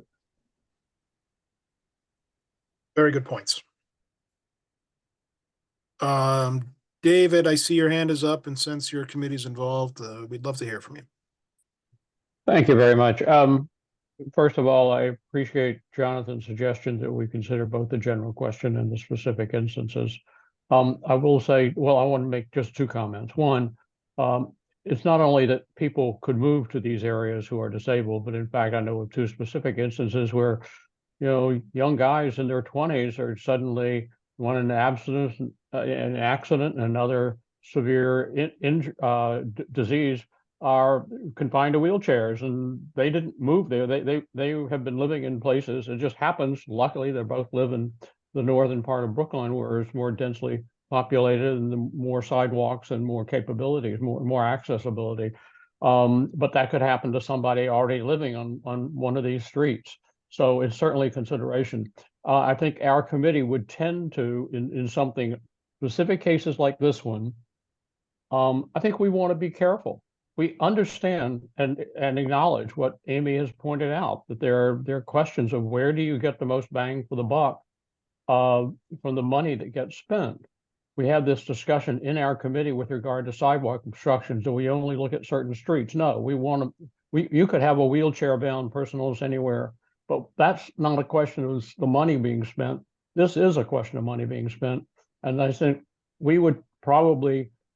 I'm guessing, we haven't discussed this in our committee. I'm guessing we would tend to go along with the residents, but we would defer to the Commission on Disability, and we would absolutely want to hear from them. So that's just a sort of my personal take on what we might come up with, but we welcome the chance to discuss it. Thank you. David. Jonathan, your hand is up. Is it from before? Okay.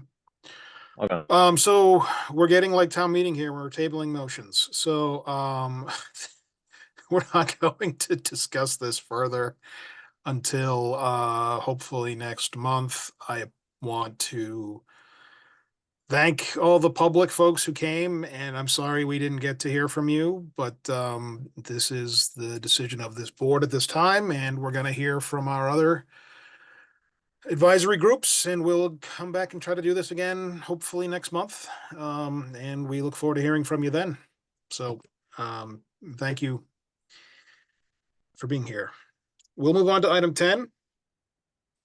Discussion and action on the installation of speed humps on Westbourne Terrace. I have this one, Brian. So this is a street adjacent to the Driscoll School.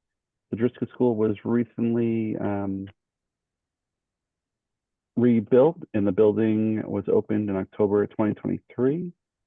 And currently the contractor is working on the open space around the school and also building sidewalk and repaving the road on Westbourne Terrace, and then adding pavement markings and signage.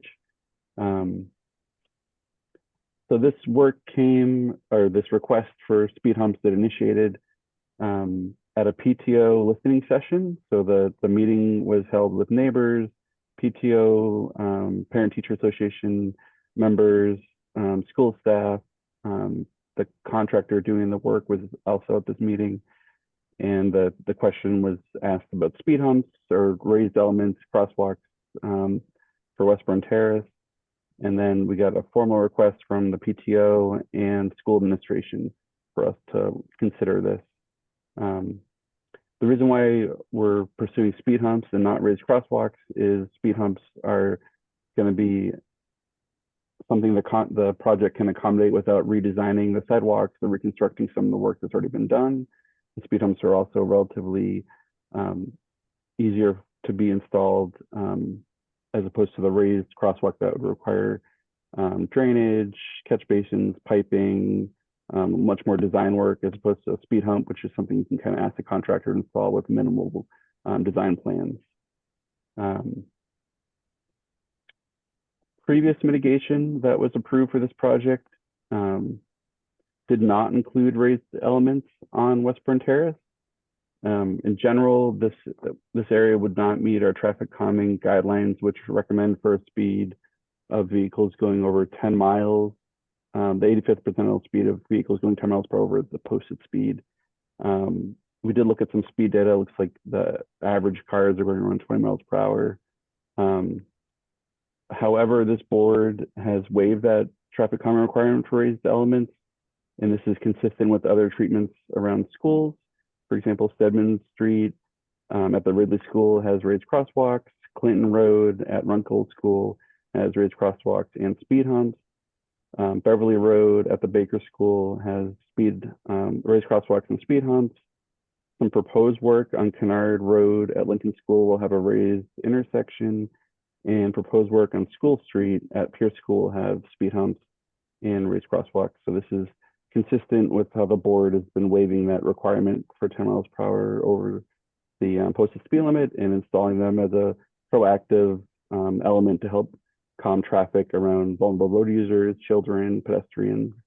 The PTO members that are out there now volunteering, they've highlighted that they feel like Westbourne's being used as a cut through, and that some vehicles are just racing to get to Boston or cut through that neighborhood, and they're disregarding the school drop off, and they feel it's unsafe in the current condition. They're definitely welcoming speed humps. Let me share the proposal with you. So what we're looking for is to install 3 speed humps. So this is the Driscoll School here. Washington Street is on the south of the school over here, and then Westbourne is on the north right after Beacon Street. It's a one-way road that goes from Beacon to Westbourne Terrace, and then you have to go to Bartlett Street or continue to Westbourne Terrace. Once you pass this area here, it becomes two-way again. So this is the frontage right in front of the school, and we're proposing 3 speed humps. They're going to be located roughly 200 feet apart, and we're proposing to put them in between the already approved traffic calming elements. So the first one, the curb extension opens up for the parking lane, and we're proposing to put it right in the middle between this curb extension and this curb extension. And then the second one, located roughly 200 feet from the first one, will be between the two raised elements. So that's where cars would potentially get up the most speed. And then the last one is also between two raised elements. I think that is the highlights of the proposal. Are there any questions? Len, do you want to say anything on this? Not other than I fully support it. I think we should be consistent with the other schools and try and slow the traffic as much as we can. Anybody, anyone have any questions or comments? Jonathan, go ahead, please. Just two questions. One, and maybe you can remind me because I don't remember, and looking at the meeting minutes, I didn't see any mention of it at all. Why wasn't the crosswalk itself raised? I think at the time we weren't installing as many raised elements, and so I don't recall much discussion on speed humps at the time. And that's not something we can do right now, correct? It would be difficult and definitely not something we could time with the paving this summer. Okay. But some of the wheelchair ramps have already been constructed, and we haven't had a chance to look at the drainage. Yep. Okay. And then do the speed humps go into the parking lane? The speed humps are roughly 3 feet from the curb line. So part of the speed hump will be in the parking lane. We haven't had any issues with cars parking on existing ones. Doesn't have too much of an impact. Okay. Okay. Thanks, Jonathan. Anyone else on this side have any questions? I get the sense that this is headed towards a speedy approval, but who knows? Okay, we'll take public comment on this item. So I see Connor and Marion Friedman Gerspan have their hands up. Their hands have been up since the last item. And I'm just, if you want to comment on this item, you're more than welcome. But we don't want to elevate you if you don't want to comment on this item. So I see one hand went down. So let's elevate Connor, Jeffrey Hubin, and Scott Ananian, and we'll take their comments. And Jonathan, can you do me a favor and put your hand down, please? And thank you for not. I just like having my hand in the air. At least there's 5 fingers showing. I appreciate that. Yeah, they should all be turning over. Thank you, Amy. Mm-hmm. So Connor was first, I guess. Oh, he lowered his hand. Okay. Jeffrey Hubin, please go ahead.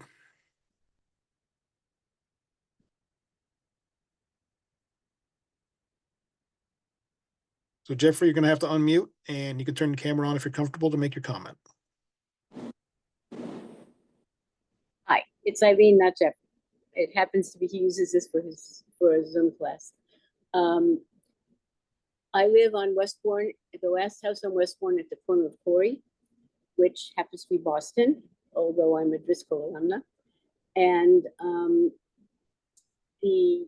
I think that what concerns me about this is that if the speed bumps are to address the issue of cars going around, then I think you need some in Bartlett, because the part of where you're putting the speed bumps, although that's probably one of the 2 places that they might do any good, is the one-way part of Westbourne.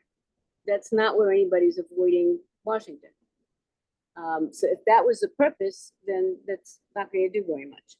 On the other hand, to slow people down in front of the school, then that may help. And I want to note that that part of Westbourne, except for drop-off areas, which are, what's the right word, not convex, not concave, the sidewalk is shrunk so that the cars are not on this street traffic lane. It's they're on this side, on the right-hand side, it's regular parking. And on the other side, it's like a turn-in so that the cars are not in the lane. So you have the full width of the cars going on that part of Westbourne. When you get to the curve around, it used to be the curve around my school, but now is going to be the curve around the playground. There's a stop sign. There's a crosswalk that the kids have painted different colors. And then you go down Bartlett to go out to Washington if you know, let's say you're leaving drop off for school or whatever else, if you're not continuing on Westbourne. If you are continuing on Westbourne, then the parking is on both sides. And even when it's not a construction zone, which it has been for 3 years, because all the construction people park there, but whether from 5 Washington or Driscoll or renovations on the street, that part of Westbourne is based up until my house, where there's only one side parking, is basically an obstacle course.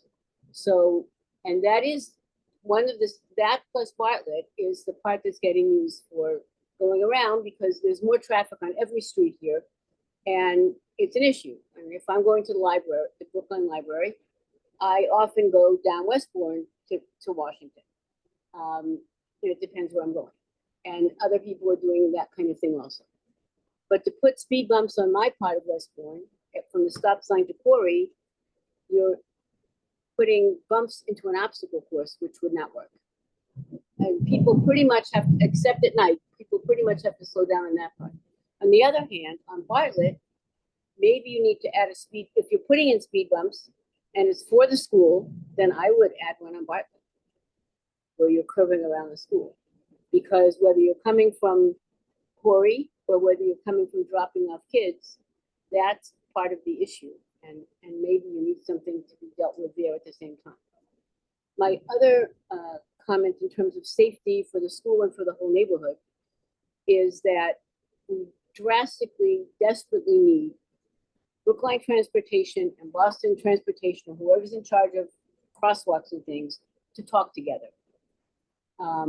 Between the death of, on November 5th of 21 on Downing Street of Patty, I can't pronounce her last name right, and the 185 fire, Quarry Road fire, across from me, in December 18th of 21, they, thanks to my neighbor and town meeting member Andy Fisher, who had some connections to Boston, they put in a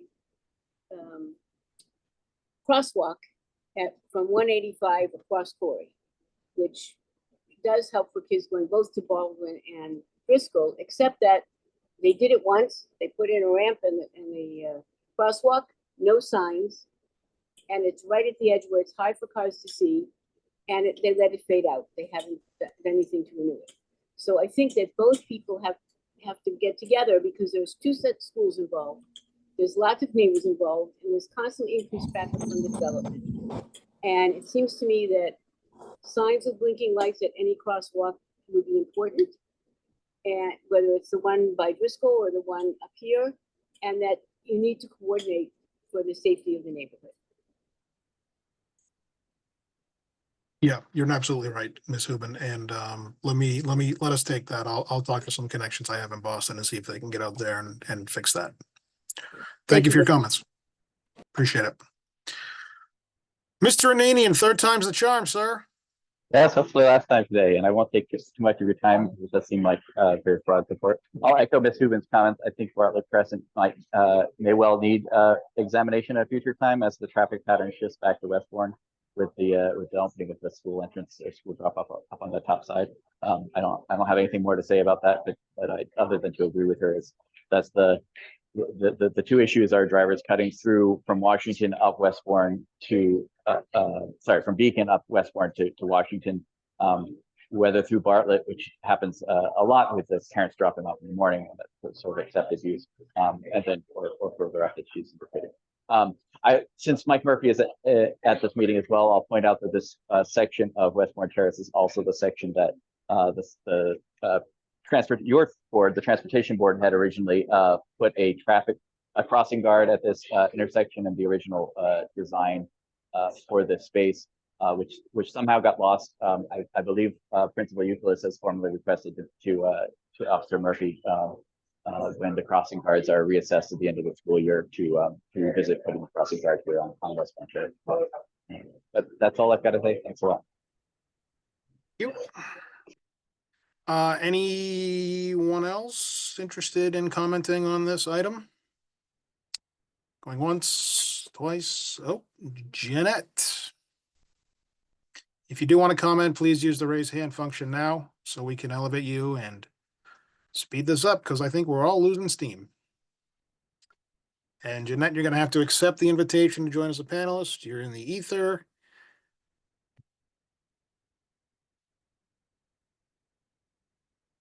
And theoretically, you'll show up on the side. And then you can make your comment. There you are. Go ahead, Jeanette. You're going to have to unmute. You can turn your camera on if you're comfortable and make your comment. Mute and you start the video. Okay. Yeah, we can hear you. Well, Okay. That's all we need. We just want to urge you to support the plan for speed humps on Westbourne. Cars hurtle up this street now, even though the street's in such poor condition. Once it's resurfaced, I think it'll be a raceway without the speed humps. So I do hope you approve this. Okay, And- thank you for your. Wait, Sorry, and go ahead. there's been a committee for many years trying to get speed bumps that met in the principal's office. So I don't quite understand why it's kind of a new question now and why this school shouldn't have been treated like all the other schools quite a while ago. I can't answer what's happened in the past, but I can pretty much assure you that in 2 minutes, we're going to vote to approve them. All right. Excellent idea. Hooray. Okay. Hooray. So, anyone else want to comment at this time? Okay, we'll close down public comment. And I wonder if anybody would like to make a motion to approve the proposal to install 3 raised speed humps on Westbourne Terrace abutting the Driscoll School. Len, I'll give you the honor. So moved. There's a second.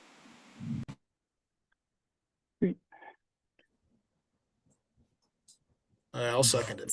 Somebody call the roll, please. Brian? Jonathan.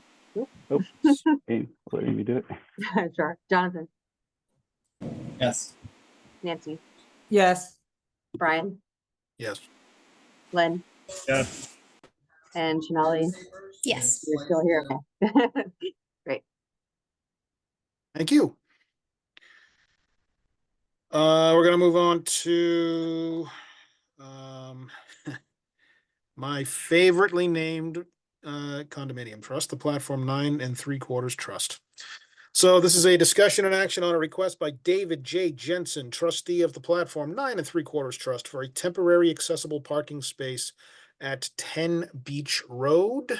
This has come and gone 3 or 4 times before this committee, so hopefully we can move it tonight. Can we elevate Attorney DePazzo Gilbert, please, as well as Don Oates, who have raised their hands, who I believe are here for the relevant parties. And before we do that, Dan or Sam or Amy, do you want to give a little background on this? Sure, I can do that. I'll share my screen quickly just to orient people. So the resident lives here on this corner home, the address of Hawes Street.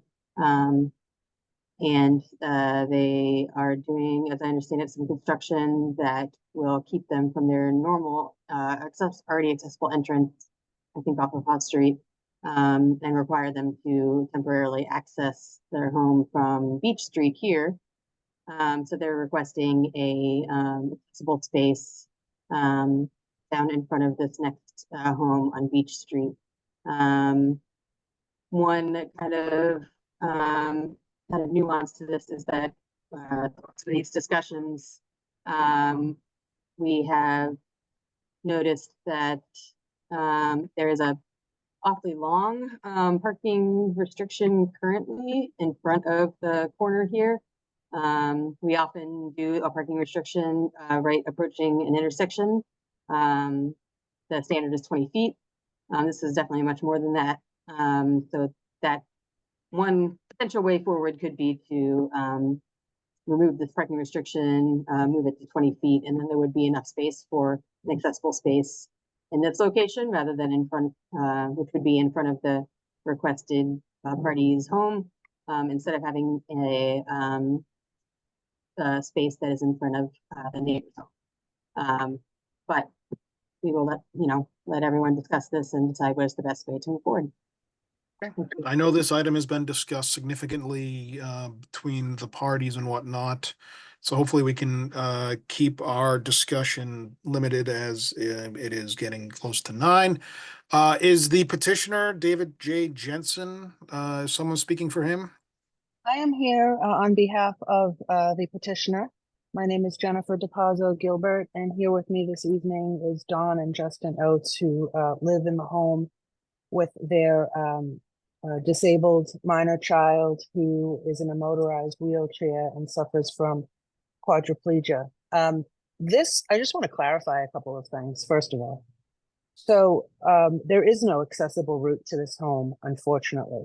That is in the works, and they are attempting to get an accessible route, but there is not an accessible route currently. There will be some interior construction to improve that situation. Ultimately, they hope to have an addition on the home that would provide an accessible route. There is not one now.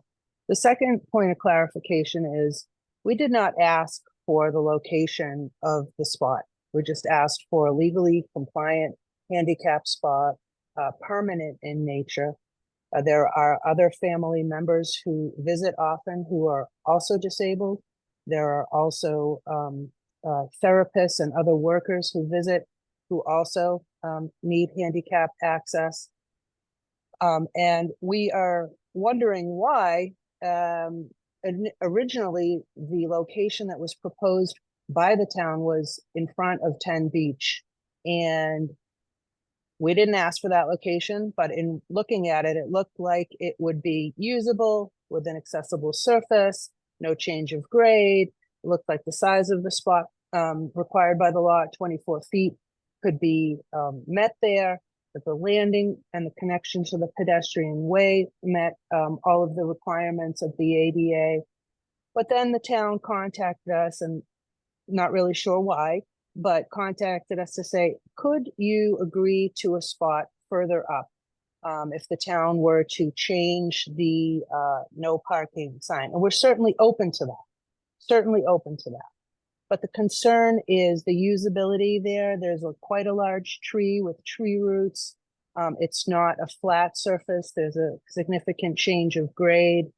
I don't think anybody wants to lose that mature street tree for the space.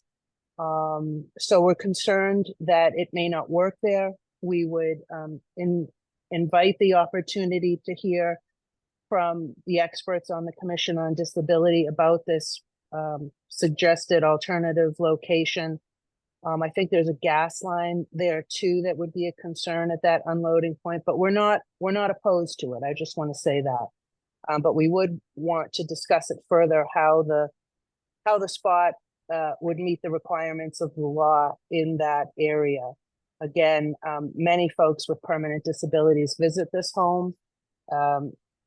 Mrs. Oates is a national advocate, disabilities advocate, so she does a lot of work and consultation with folks that come to her house for various reasons, including other family members who have disabilities, but mainly for the minor child who has not had an accessible route for years at this home due to some unfortunate circumstances. So with that being said, we'd love to hear your thoughts and would also like to know what the specific concerns were with the original spot proposed by the town at 10. We'd really like to know what those concerns were.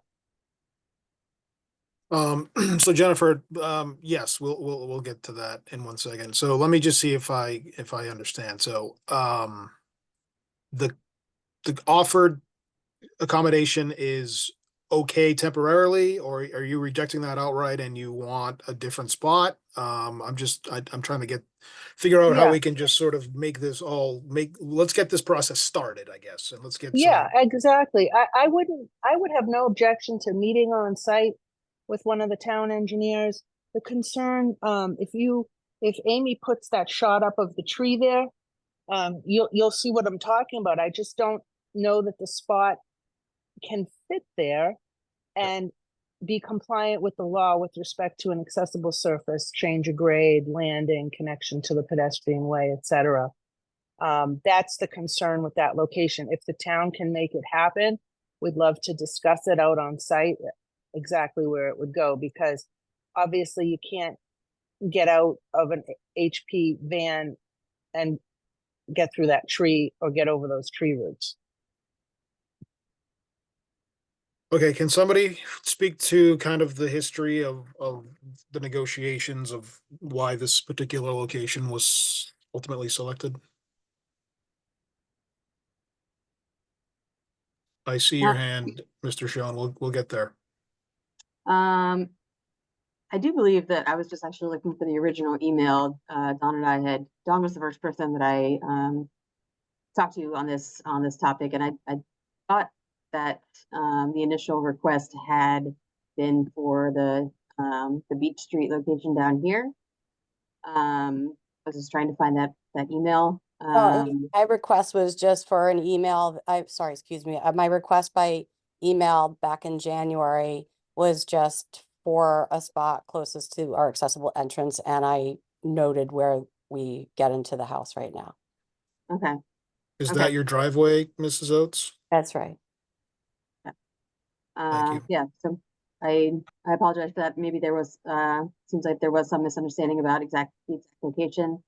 So I do apologize for that.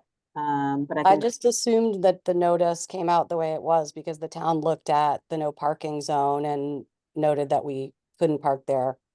Right. Yeah. Well, I mean, I was not involved in the site selection. It looks like they're trying to get you as close as possible to your driveway, but I understand your points, Jennifer, that it might not be compliant. So, Right.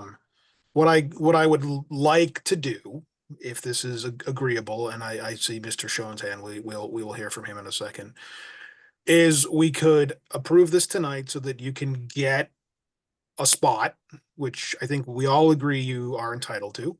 And then if that spot isn't sufficient, we can move it at a later date, or we can even empower the staff to just move it on our behalf at a later date. Because clearly, we need to comply with the law, and we need to do the right thing here. Let's hear from Mr. Schoen. Can we elevate him, please?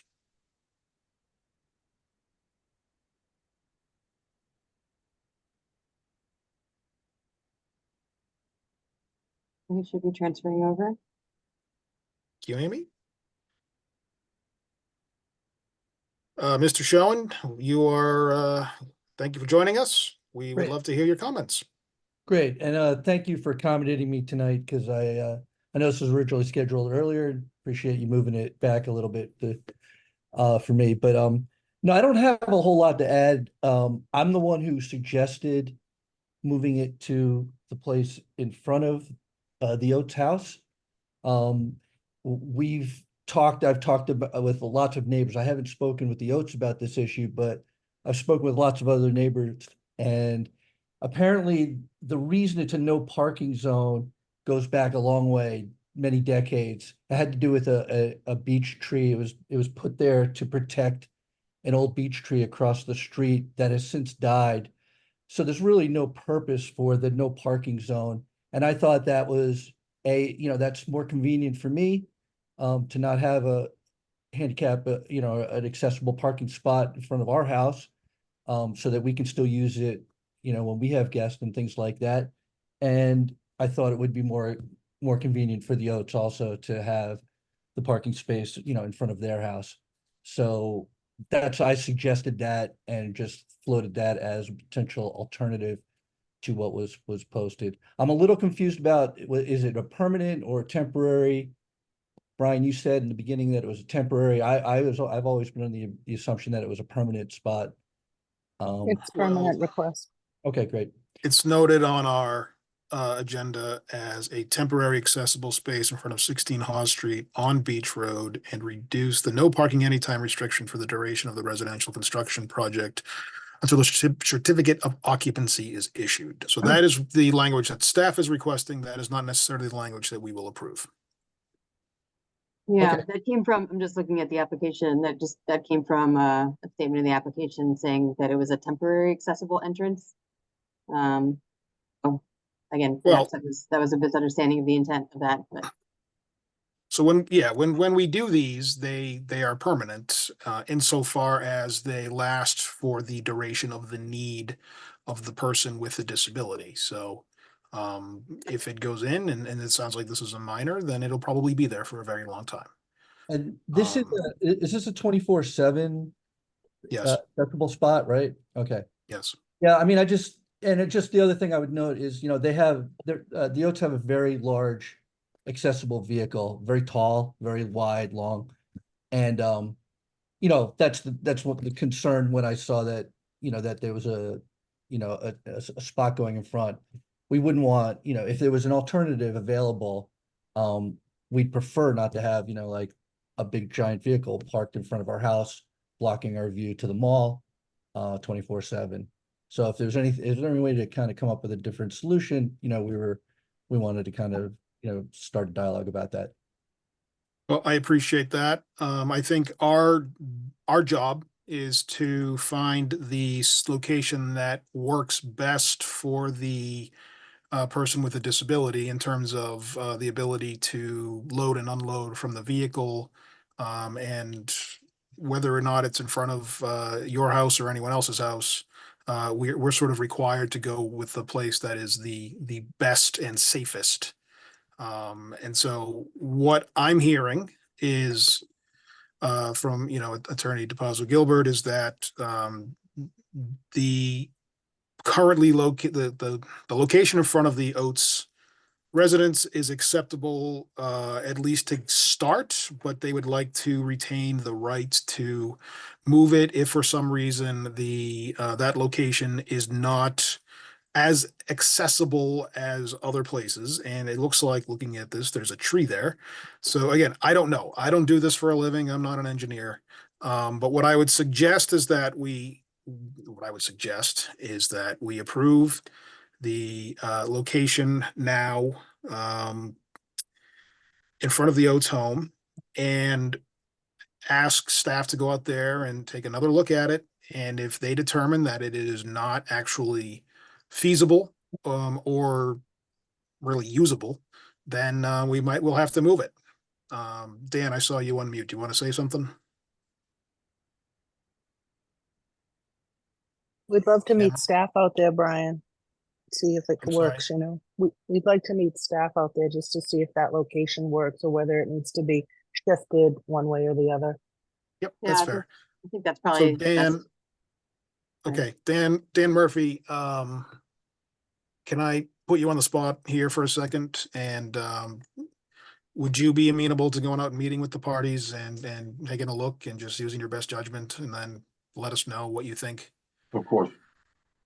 And Officer Canny, Firefighter Canny, I insulted you there. We would be delighted to hear from you. No insult taken. My only concern would be how close the parking spot would be to the intersection, and whether or not fire apparatus would be able to make the turn from Beach Street onto Hawes. Yeah, especially if there's a car parked. Yeah, we had that concern too. Also, not just with fire apparatus, but delivery trucks, and other larger box trucks that make that turn every day. Okay, Mr. Schoen. Yeah, just I thought it was 20 feet to the curb. I've been told that by a couple of people, so I just wasn't sure. I thought there was plenty of room to the curb, but I'm not an expert in this. There's a tree there. So there is generally a 20-foot, what's called daylighting area from the end of a street where we don't like cars to be parked in order to accommodate sightlines. So that makes the spot that is being requested here a little bit more troublesome. There is also a request from the staff that we reduce that restriction for the duration of the residential construction project until the C of O is issued. So we're being asked to waive the daylighting for a certain amount of time in order to accommodate this. So let me see if I can get us at least somewhere. What I would like the board to consider is that we authorize staff to place an accessible parking spot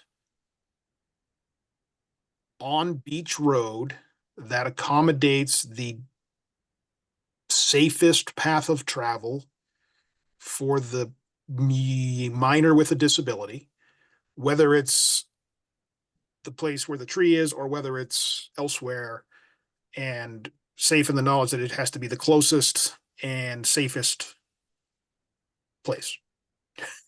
I didn't say that very eloquently. I'm sorry, I'm tired, but I hope you all understand what I'm getting at. So I'm suggesting that we empower the staff to use their best judgment and place the HP spot where it is safest and most accessible for this young person who needs assistance. And I'm going to ask you, Dan or Sam or the other Dan, are you comfortable with us giving you that authority, or would you rather go out, make your assessments, talk to the parties, and then come back and ask us to take action at a later date? I also just want to, we've been waiting, these folks have been waiting since January, so I kind of feel No, like we should we're just, fine with that, Brian. We're fine with that. If the staff's more comfortable meeting us out there, looking at it, and then taking it back to the board, we're totally fine with coming back to your next meeting. I don't want to put any pressure on staff. okay, well, so Dan, I hate to put you on the spot, but you can either take the authorization now for this particular location and just go for it, or you can you have the option to come back to us at a later point. So Okay, well, great. Do you want me to choose one? well, if you're more or less comfortable with either one, Yeah, I'm willing to go out and make the determination in the field, but okay. So can you please speak with the Oates and their attorney, as well as with Mr. Schoen and any of his representatives? Use your best expertise to figure out what the most, again, safest and most accessible location is on that street. And then you can either put it on the next consent agenda, or you can bring it back as an item. But I suggest that somebody would make a motion to authorize you to do that, to just make that location, if that's okay with the rest of the board. So let me turn to my colleagues on the board and see if anyone has any better ideas. Or is this something, are we comfortable with delegating this, or would you rather have it come back in July?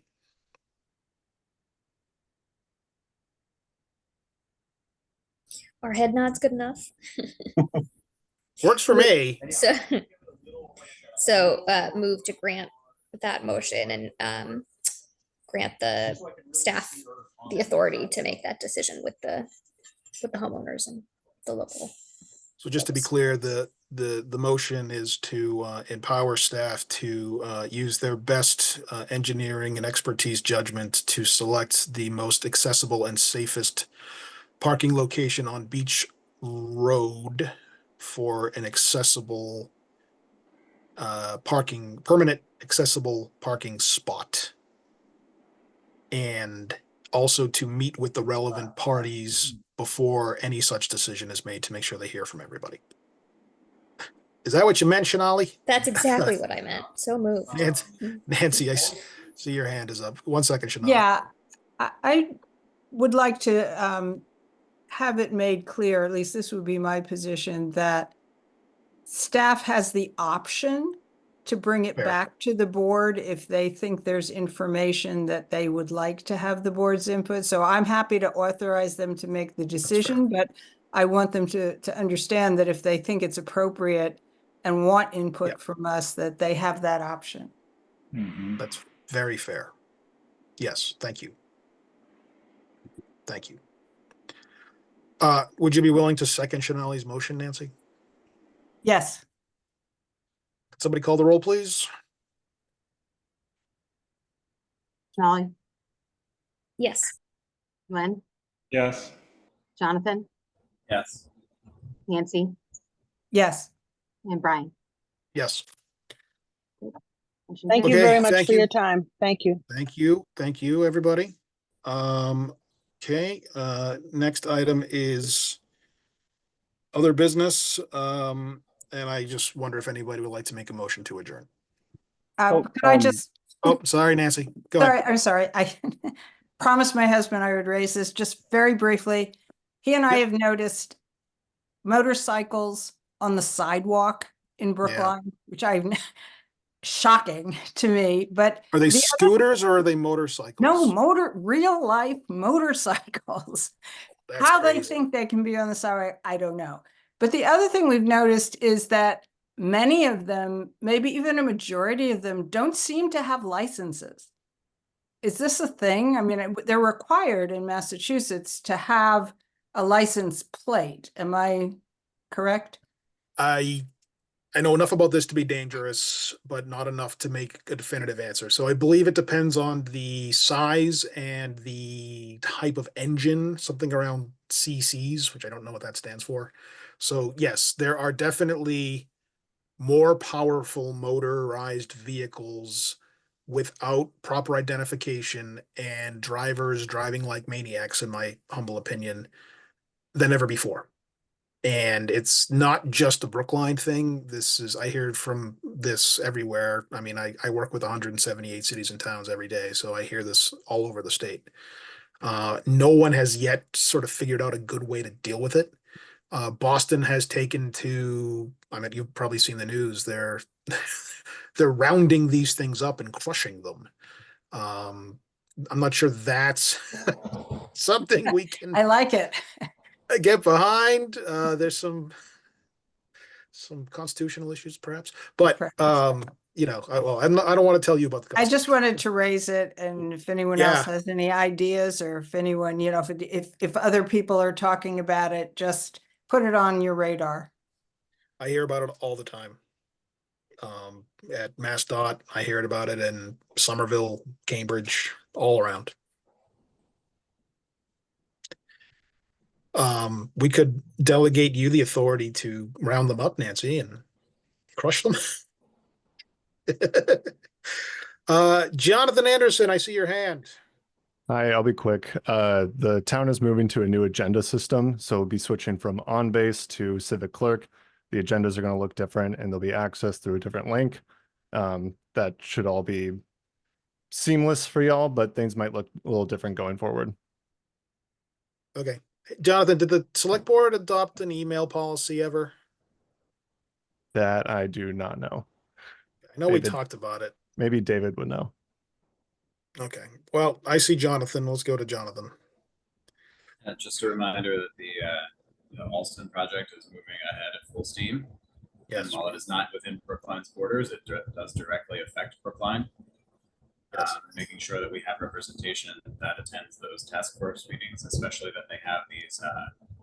They're having these workshops over the summer, which they probably have already put together. And from what I saw, there was no representation expected from Brookline, which was we were not invited.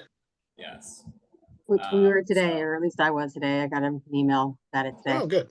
So there you Yay. go. That's great to hear. And I'm glad I brought it up because that made me feel better at the end of the night. I can sleep well now. There you go. Enjoy those meetings. I'm sure they're going to be a lot of It's going to be really fun. Been fighting over that for like 10 years. Yeah. Yep. Dan Martin. Brian, I was just wondering after the meeting if you could stay on, we could throw up a date for our check-in. You're asking a lot, Dan. Okay, I'll give you a few minutes. Anybody else? Is there a motion to adjourn? Make that motion. Without objection, we are adjourned. Thanks, everybody. Night, Thanks so everyone. much, everyone.